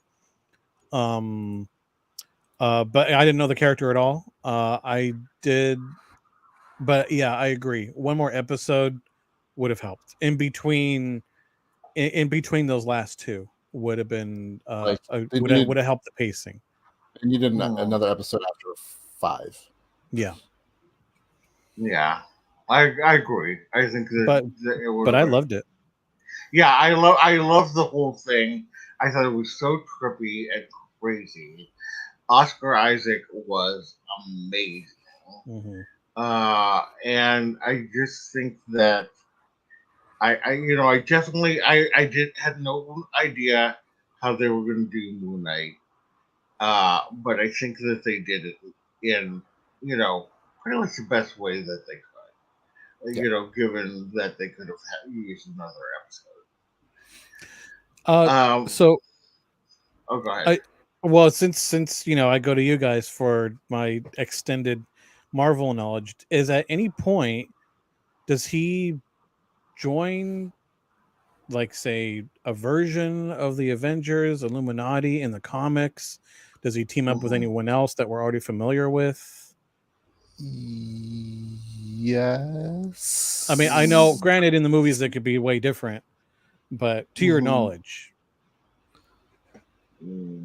or is he just like? But it's not like he's been like, if he's ever been with the Avengers, it's like very, very, very, very briefly. Yeah, I think he has kind of like been. Batman and the Justice League. Like, I want to say he has. Mm-hmm. Yeah, I'm actually almost 100%, and I want to say though that it was the West Coast for that. That's why it was talking so long. That doesn't make sense to be the West Coast. Yeah, that would make sense to be the West Coast Avengers. Well, no. Oh, I mean, weird because he's an East Coaster.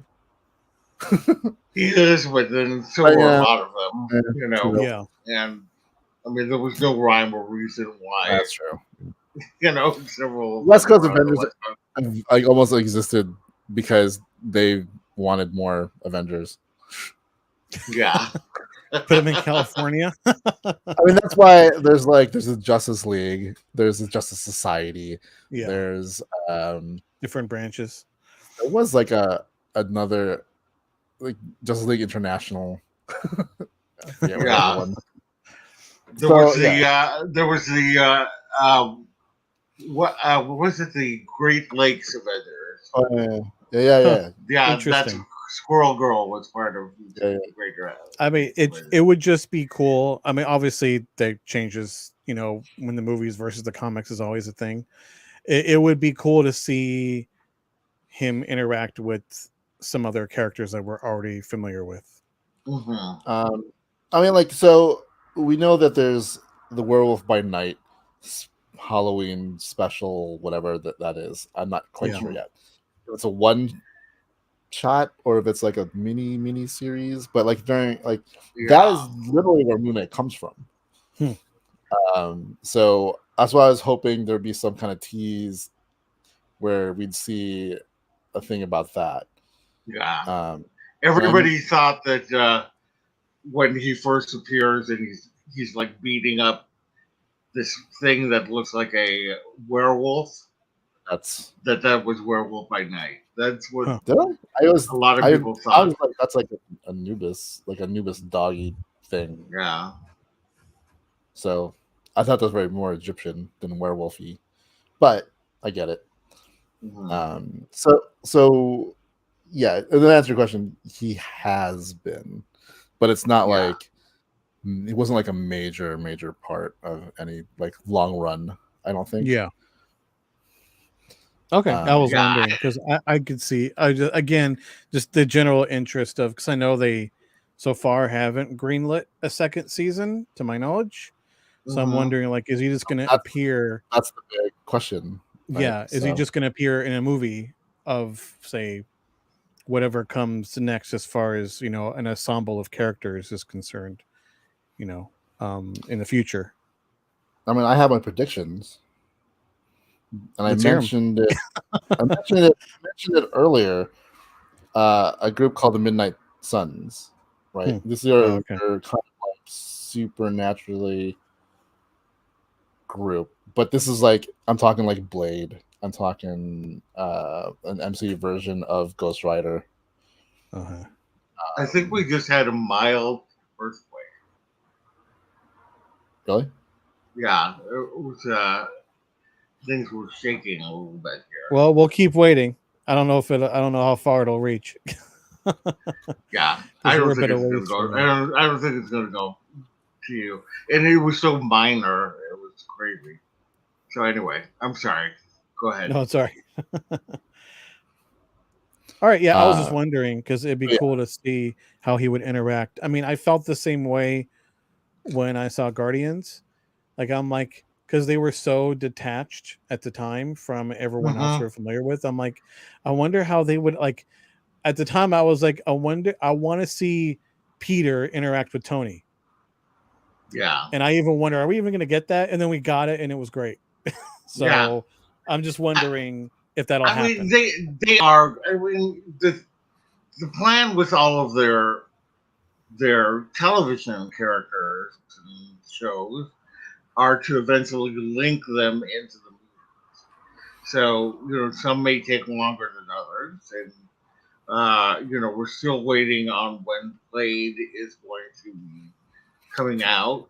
Mhm. But um, like I think that's where we might see a crossover. yeah, Blade, Black Knight, Moon Knight, and then they bring in like Ghost Rider. yeah, Cool. it's hard to say. What was your favorite moment in the series as a whole? Mine was um well my real one, my fake one would be the moment where they meet the hippo. Uh That but was one of my favorites. I would really say all of episode 5, where we learn how Steven came into be, Yeah. Yeah, and that whole thing that Mark went through as a kid. Um, I thought that episode was one great, but very emotional, and also like Oscar again Yeah. Just being amazing. out of the park on that one. So that's my favorite moments Yeah. besides the Uh hippo. yeah. I that's my pick too. Just mm, seeing, again, where Steven came from, how he's just essentially a coping mechanism for, I'm shutting off my brain so I don't have to deal with this as a child. He becomes his own person essentially, and it goes from there. Yeah. yeah, So yeah, pretty much, yeah, the same thing for me. yeah. My favorite emotional moment, I think, was when Steven realizes that he is the one that was made up. You know, Yeah. and I just thought that that was such a great moment. Um, I also really loved when Steven has his first conversation with Mark in the bathroom, and Mark is saying, "I won't let anything happen to you, but I need to take over the body." And Hmm. then you see all of the kind of Egyptian writing going on the mirrors, and the next thing you know, he's Moon Knight, and we get our first appearance of Moon Knight. And even though we had seen him in the trailers, I still thought it was equally as thrilling watching it in the show as well. It was a top tier like reveal of how that happens. Was really really good. Yeah, so I love that, and I love the hippo thing. I thought with Towerette, I thought that it was just such a surprise when she's like, "Hi." Yeah, it's just like out of all the voices you would expect from a character that looks like that, just like the sweetest female voice comes out of her. Yeah, and just the reaction to it was just so funny. That whole scene, like the beats that they give before they react, just that moment of just looking at each other, and then hi, like that scene. The thing that makes it is like they give that breath before anything happens. Yeah, exactly. It was just perfectly timed. So I thought those were some of the best scenes in the series as a whole. Were those scenes. All right.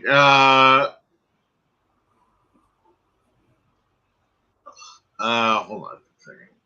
Sorry. I'm trying to highlight this.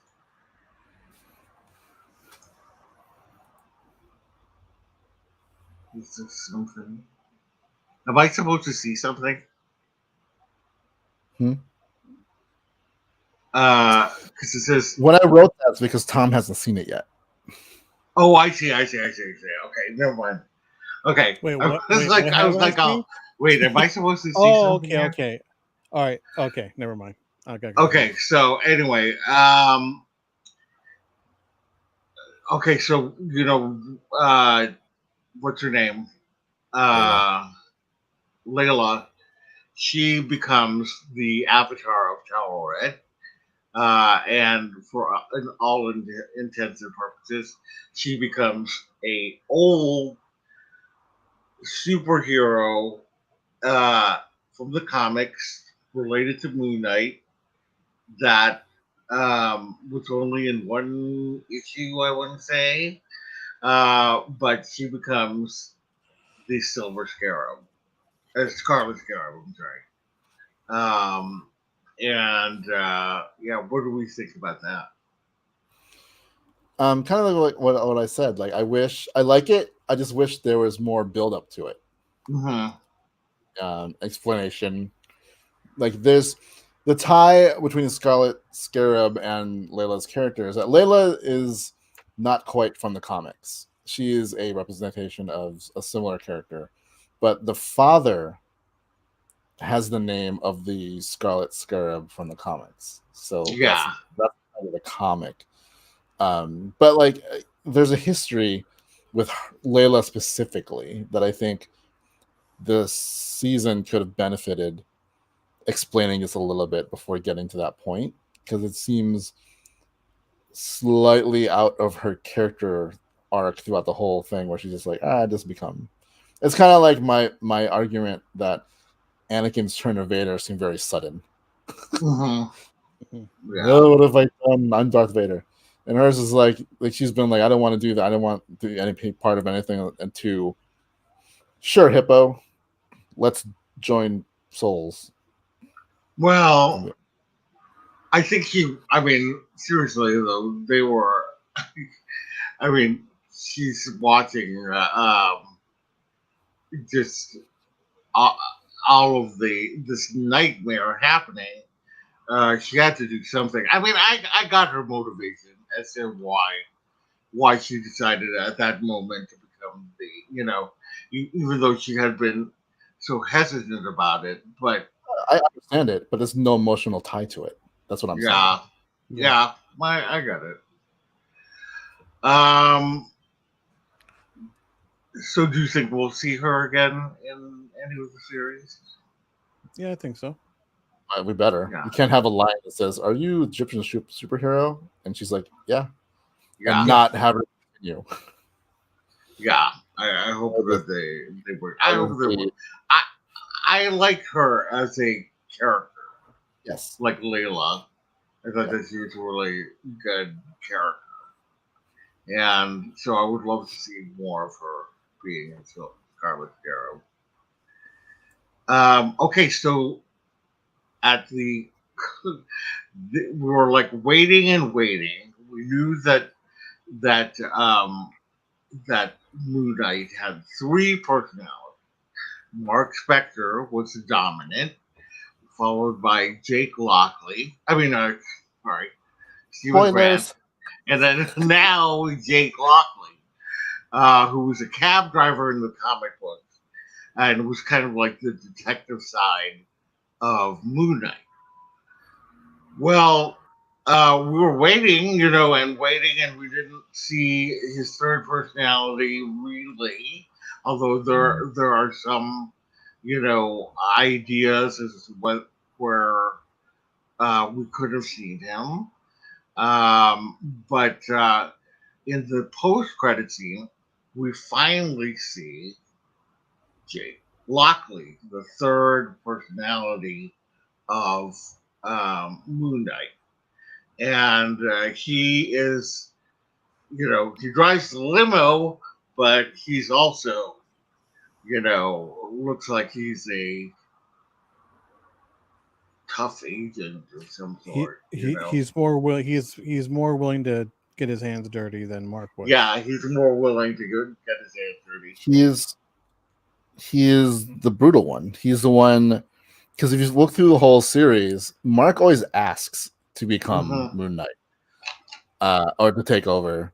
So the scenes where you see, now actually both of them, where they both have kind of like they flash out and then they wake up again with like carnage around them. I think is Jake Lockley. Yeah. I said it last time in the insane asylum or whatever. The one when you see Oscar with a broken nose and that weird accent, I think that was Jake Lockley, because he was the one who was the most violent. There. Yeah. So, like, the weird thing about this series is that, there's always been these things where Oscar Isaac's like, I only signed on for one season. So it's like they leave that show with a story. Like, okay, what now? We thought, Mark and Steve thought they're free from Kanju, but they're not, because the third personality is still working with him. Yeah. So, what's that that's about? why we'll definitely see him again. So, that's the good part. Which is, when do you think we will see Moon Knight? We touched upon this a little bit. But do we think it's going to be Werewolf by Night, or do we think it's going to be Blade? I'm hoping it's Werewolf by Night. I'm hoping too. I mean, like, it's the comic where Moon Knight came from, so it's like, if anything, it should be in there. That might be why, unless they in the next couple of weeks announce season 2, that might be where we're gonna get a season 2. Yeah. Oh, that would be interesting. Yeah. Right. I like that idea. Or D23. Who knows? Wasn't gonna say anything. Right. But I'm pretty sure there's gonna be some kind of tie. If anything, like a post-credit scene. For real. Yeah. All right. Eventually. All right. Well, that was our wrap up of Moon Knight. I thought it was a great series, and Marvel just continues to impress me with,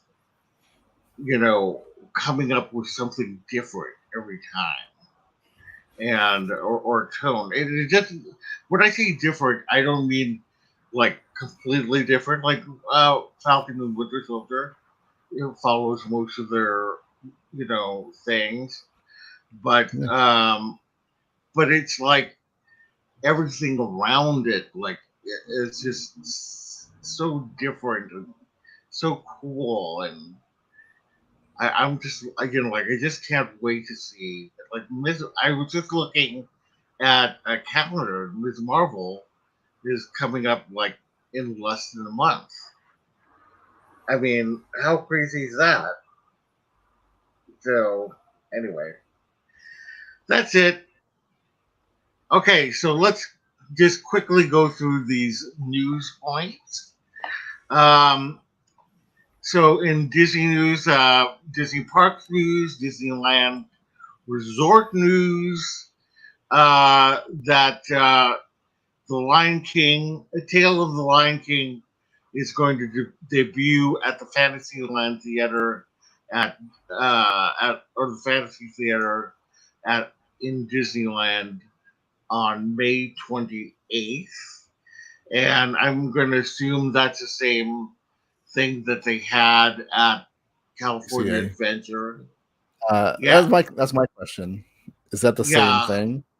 Yeah. To which, then, cool, because I actually like that show. The only thing I didn't like about it was like an open, and it was always hot. That's one thing about California Adventure and the shows is that like there's no way that you can not watch any of the shows without staring at the sun. It's just like so to go into a little theater would be great. I'm just kind of like, I mean, I like Lion. Don't get me wrong. I like Lion King. I think it's great, but I just want something different. You know what I mean? Like I want. We've seen it several times. We've seen them do Lion King shows many times, and they have festivals of the Lion King in both Animal Kingdom and Hong Kong Disneyland, and I love those shows. But yeah, I don't know. I was just kind of like I wish we could have something else. So anyway, that's my thought. I mean, like I feel like it's because they have it. Yeah. I suppose. Like, and during COVID, they didn't do anything, so there wasn't like time to, and they're just getting everyone back. So I feel like this is let's do something. We don't have to prep much because we already have the costumes, we have the script, we know how to do this show. Mm-hmm. Otherwise, it's just an empty theater, or they put some of the princesses there, and they don't have. So I think this is just until something we can actually make something to put there, kind of thing. No, this is a fantasy theater. This is the one near Small World. Yeah. Over there? Yeah. The one where they had Mickey in the magical map. Oh, yeah. Which I never saw. That's what I meant. Yeah. I get them mixed up sometimes. But yeah, that I feel like this is just a placeholder until they can work out an actual thing there. Yeah. That makes sense. Yeah. Because, like there's the big thing was like getting those performers to agree upon COVID steps and whatever. And that didn't happen until like literally like recently. So so the I think the selection was have nothing there or do this. Yeah. I mean, they could have done the map thing, but I don't know. It could have been. It gives it a newer show, right? That they've done until and with like the map thing, like there's a big part of that stage and whatever. So it could also be this is something they can work on something more permanent while there's something going on. In the meantime, yeah. So they kept the map. That means they have to keep the map, right? And that's so. Yeah. All right. Celebrate Soulfully, which has become a staple at Disney California Adventure, is returning June 1st to July 4th. And there will be daily live music celebrating Black music genres from doo-wop to Motown. I just love. This is the reason why I love California Adventure is that they always have new things going on and like diverse things going on. Yeah. They, I love that Disneyland is the park of tradition, whereas California Adventure is kind of like the park of new tradition, or not necessarily new traditions, because a lot of people have been experiencing it, but traditions that can be shared with other people that haven't been shared before. I let's say it like that. So that's really exciting. But also, uh, Disney is doing like a whole big thing about uh, May being Asian Pacific American Heritage Month. One of the things that they're doing is they have a little section on the search section of Disney Plus that directs you to Asian American and Pacific Islander stories. That's cool. So many cool things. They did a little promo for it, um, highlighting some of the stuff that they have on there, from everything from um, Bow to Turning Red, um, Big Hero 6.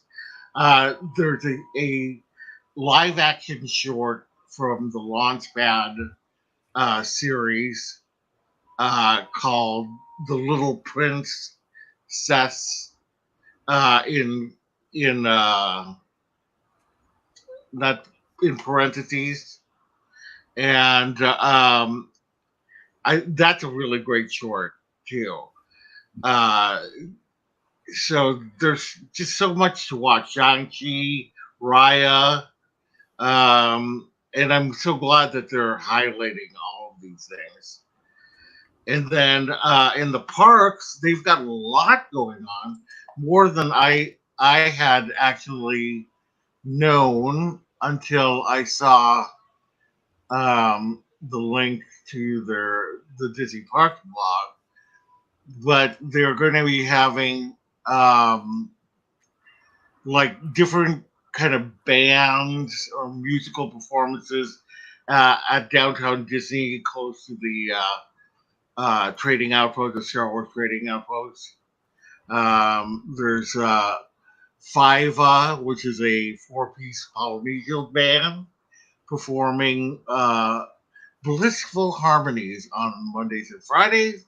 The Philharmonic, which is a five-piece Filipino a cappella voice group performing hip hop, pop, and 90s nostalgia on Tuesdays.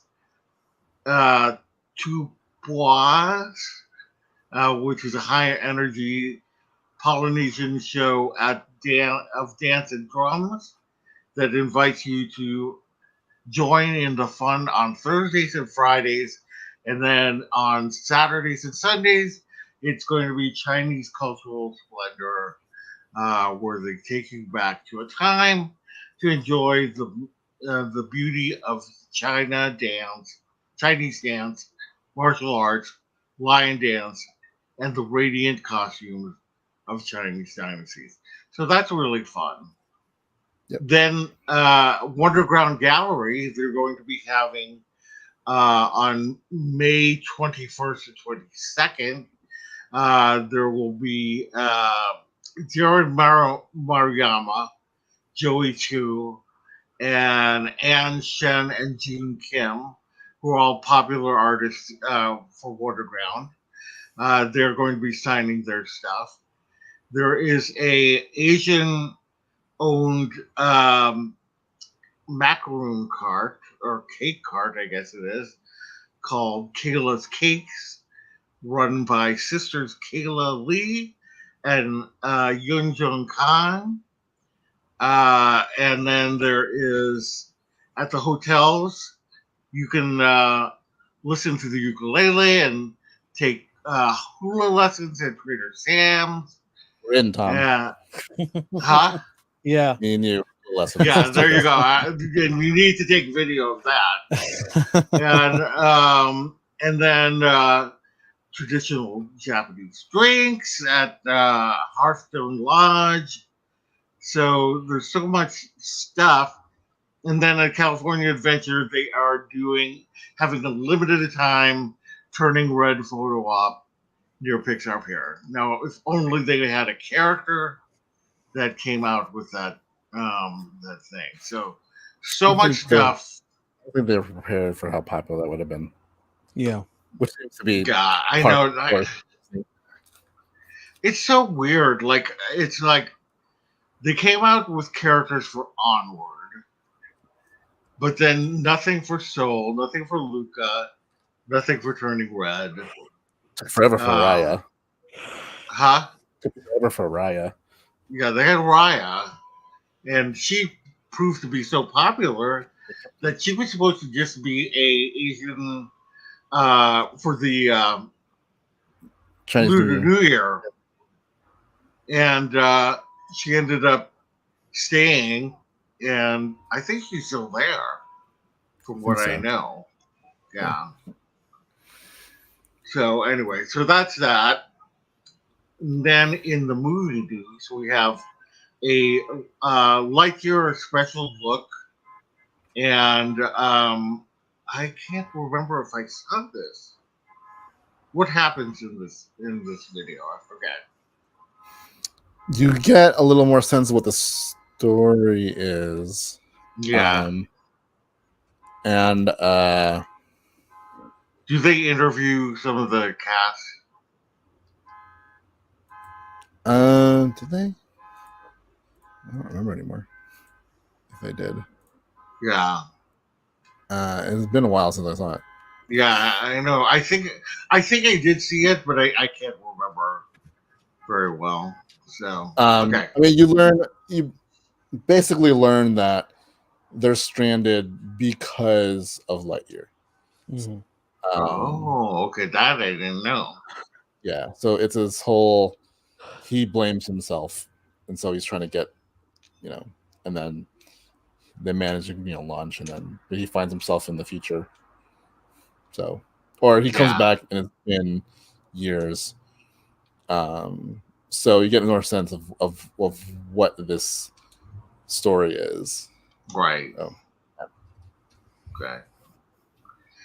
Okay, and then there were a couple of trailers that came out that I was not able to do reaction trailers because I don't know, like the last week was just so. I felt like I was so behind, and I was climbing an uphill, like rolling a giant rock uphill. Like, I don't know why. I just couldn't catch up.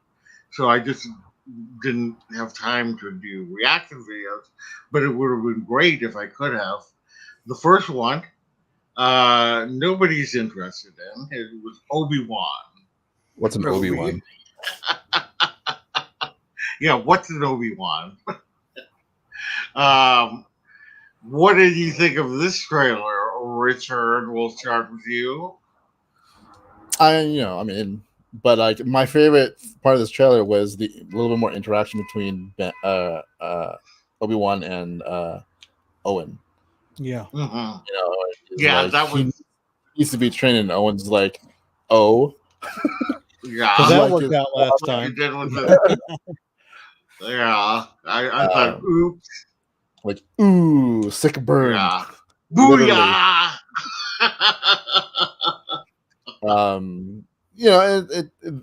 I have a feeling what we're seeing is mostly from like the first 2 episodes. Yeah, that's what they always do. They don't. It's more of kind of the same, but it's more of it. So I think that's the big takeaway was that scene. I think that's a scene that's like, okay, let's throw in some tension here that we knew was going to happen because of the way Owen talks about Obi-Wan in The New Hope. But like, it's cool to see Ewan McGregor and Joel Edgerton. Yeah. Who are they're great actors, being these two iconic characters and having that scene. I'm looking forward to seeing more from them together. Right. Yeah, I feel the same way. Yeah. The same moment for me too. Just that little oh, you're gonna train him? Yeah. Oh, because that worked out last time, right? Yeah. I was just like, oh my god, Sting.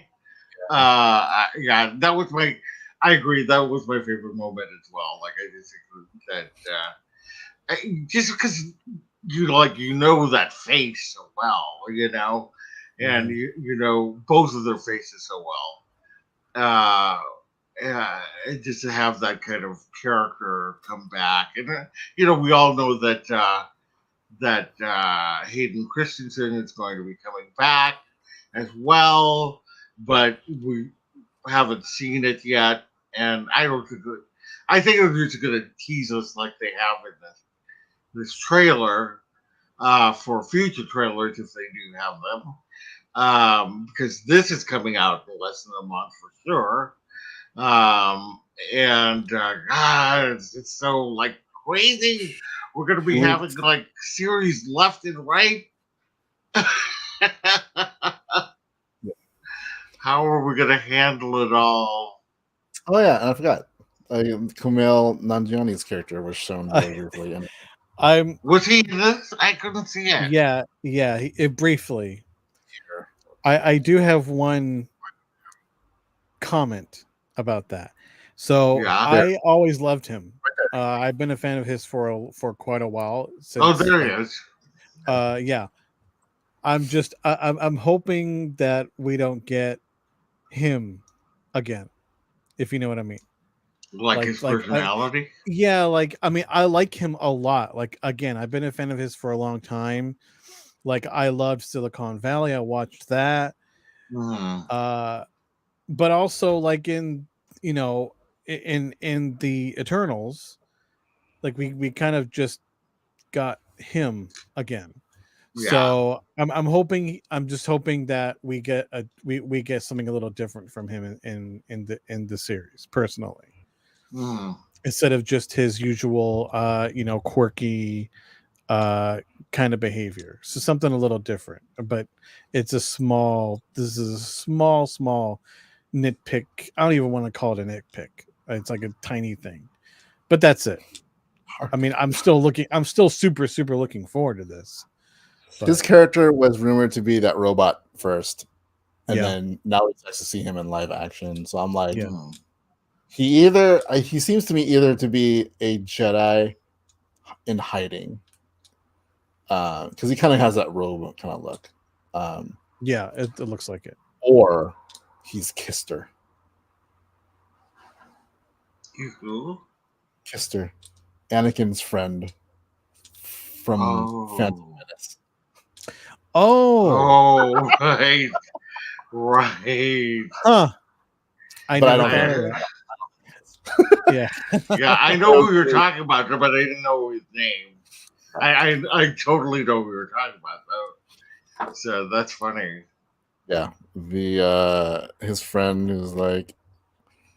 who tried to high five the Rodian, but they didn't. They're making fun of him. It was like, let them hang in. But I think he's I think he might be a Jedi. I think he might be the reason why Obi-Wan leaves Tatooine. Yeah. But who knows? Again, this is just I'm pretty sure just the first episode or second episode footage, so could be, or who knows how long he's going to be in the series. He might just have been, he's a Jedi on the run, and the Inquisitors get him. Boom. Yeah. But then again, why cast him then? So you never know. So all right. Knows that it's the premiere during Star Wars Celebration. First 2 episodes. Wow. So crazy. All right. Yeah. All right, so the other trailer that came out was during when Doctor Strange Multiverse of Madness came out, and that is Avatar: Way of the Water, second in the Avatar quintilogy or whatever it is. And what did we think of this trailer? To be honest, I forgot I saw it when we saw it. Did you? Yeah, I forgot to. So, like the morning, I guess after I was looking at my YouTube feed, and I was like, "Oh, the new Avatar thing came out." There's a whole bunch of reaction videos. I'm like, "Oh yeah, I remember that. It was supposed to come out. I thought it was supposed to come out with the Doctor Strange movie." And then I started watching it. I'm like, I did see this. Yeah. Doctor Strange. Yeah, it was same for me too. Avatar, like, when it came out, I was like, all right, this is entertaining, but it's never been something where it sparked my imagination to like, I really want to see where this goes. Yeah. So, I don't know. So James Cameron always kind of pushes the envelope and whatever, and most of the stuff everyone thought Titanic would be too expensive and flop. It became one of the highest grossing movies of all time. As everyone said the same thing about Avatar. It's depending on the cycle of re-releasing. It's either the most like the highest grossing filming all time or the second one until they re-release it again in September to take spot again from Avengers. So I feel like, all right, apparently he has something to say for 4 more movies. But I don't I'm not super excited about this. Yeah, I'll see it, but I mean, for me, I'm like, oh, it looks pretty, but then I can't stop thinking about what essentially to sum up the plot of the first one was military bad, trees good. Military must get unobtainium. Yeah. I mean, I'm not really excited about it. I mean, I'll see it in theaters. Like, if everyone wants to go, you want to see, let's just say Titanic. You want to see the new Avatar? Sure, let's go. Like, I know for sure this is definitely something you probably want to watch in a theater. Yeah. Yeah. But I actually liked it. I liked there was a scene where the one of the Na'vi was touching the fin of that giant whale creature, and I just thought that was. I mean, like I love stuff like that. I love watching, whale documentaries and things on the sea and stuff like that. So I'm actually more excited about this than I was about the first movie, just because it takes place in water, and I just like to see some, like how they're going to interpret some of the sea creatures and things like that. So I don't know. I enjoyed it. It looks cool, but that's kind of, I'm not like super ultra excited about it, but I'm like, yeah, it looks cool.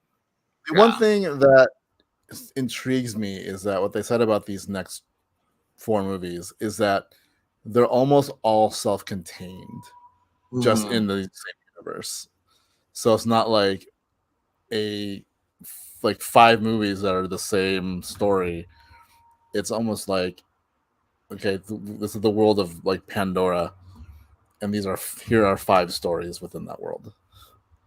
Yeah, I mean that's going to be a little bit, I think, tricky to do, because all of them are still supposed to have, like, isn't Zoe Saldana is still in this movie, right? Like, yeah, she's been posting about it here and there. Yeah, so yeah, I have no idea. I'll watch it for sure. I like the trailer because of the water stuff. So yeah. All right, let's get to the last 2 and hopefully wrap up before an hour and a half. I mean, 2 hours and a half. So we're way past that point. I know. All right, so The Marvels, which is the movie that has Captain Marvel, Monica Rambeau, and Ms. Marvel, that has switched place with Ant-Man and the Wasp: Quantumania. The release dates, they're just still working on the Marvels, and people can speculate all they want. Of course, that always means that there's some kind of trouble. I'm sure that it just is there trying to perfect it. So I think whatever we're going to get with the Marvels is going to be amazing. And I don't mind them moving up Ant-Man and the Wasp: Quantumania at all. And the other reason is because that movie has finished shooting. Mm-hmm. So they haven't finished shooting the Marvel. All right. And then John Watts exits Fantastic Four as the director. They had originally announced him to be the director. But it has gained Moon Knight's producers, Grant what's his name? Curtis. Last name Curtis. I really got cut off by my screen. Grant Curtis and Nick Pepin or Pepe. And judging on what they did with Moon Knight, I'm super excited about that. Yeah. So, any thoughts on these last few pieces of news? I have a feeling like John Watts is sticking around with the Spider-Verse. Yeah. So who knows? But it's a project where I don't think they've really started. So losing a director or switching directors is not super unheard of. No, it happens all the time. So I don't think it's like it's a sign of like, oh no. I think it's a sign of the pandemic rocked the MCU's scheduling and stories and whatever. And I think sometimes things switch around, things need to change, emphasis needs to change on things. So, that could explain also the Marvels and Ant-Man swapping places. Right. You already know that, Falcon and Winter Soldier should have been first. Yeah. It was, right? Yeah. A lot of things that should have come out before Morbius. Right. Happen. So it's the ebb and flow of a Marvel machine dealing with a pandemic. So and I had heard that John Watts, like a friend of his, said that John Watts was just exhausted after doing three major do that too. He's rest. So that he just wants to take a break. And there have been splits that have been good and bad with Marvel. I mean, Scott Derrickson was very much in support of Sam Raimi taking over for him, and he was working on Doctor Strange too for a while. Yeah, mm-hmm. So, and was first person attached to Ant-Man. Right, exactly. So you never know. You never know why a director steps down. But thinking of the worst is never helpful. That's the internet. Yeah, that's never helpful. So anyway, yeah, that's it. All right, let's end this puppy. Although it was great discussion. I mean, I thought it was like super fun.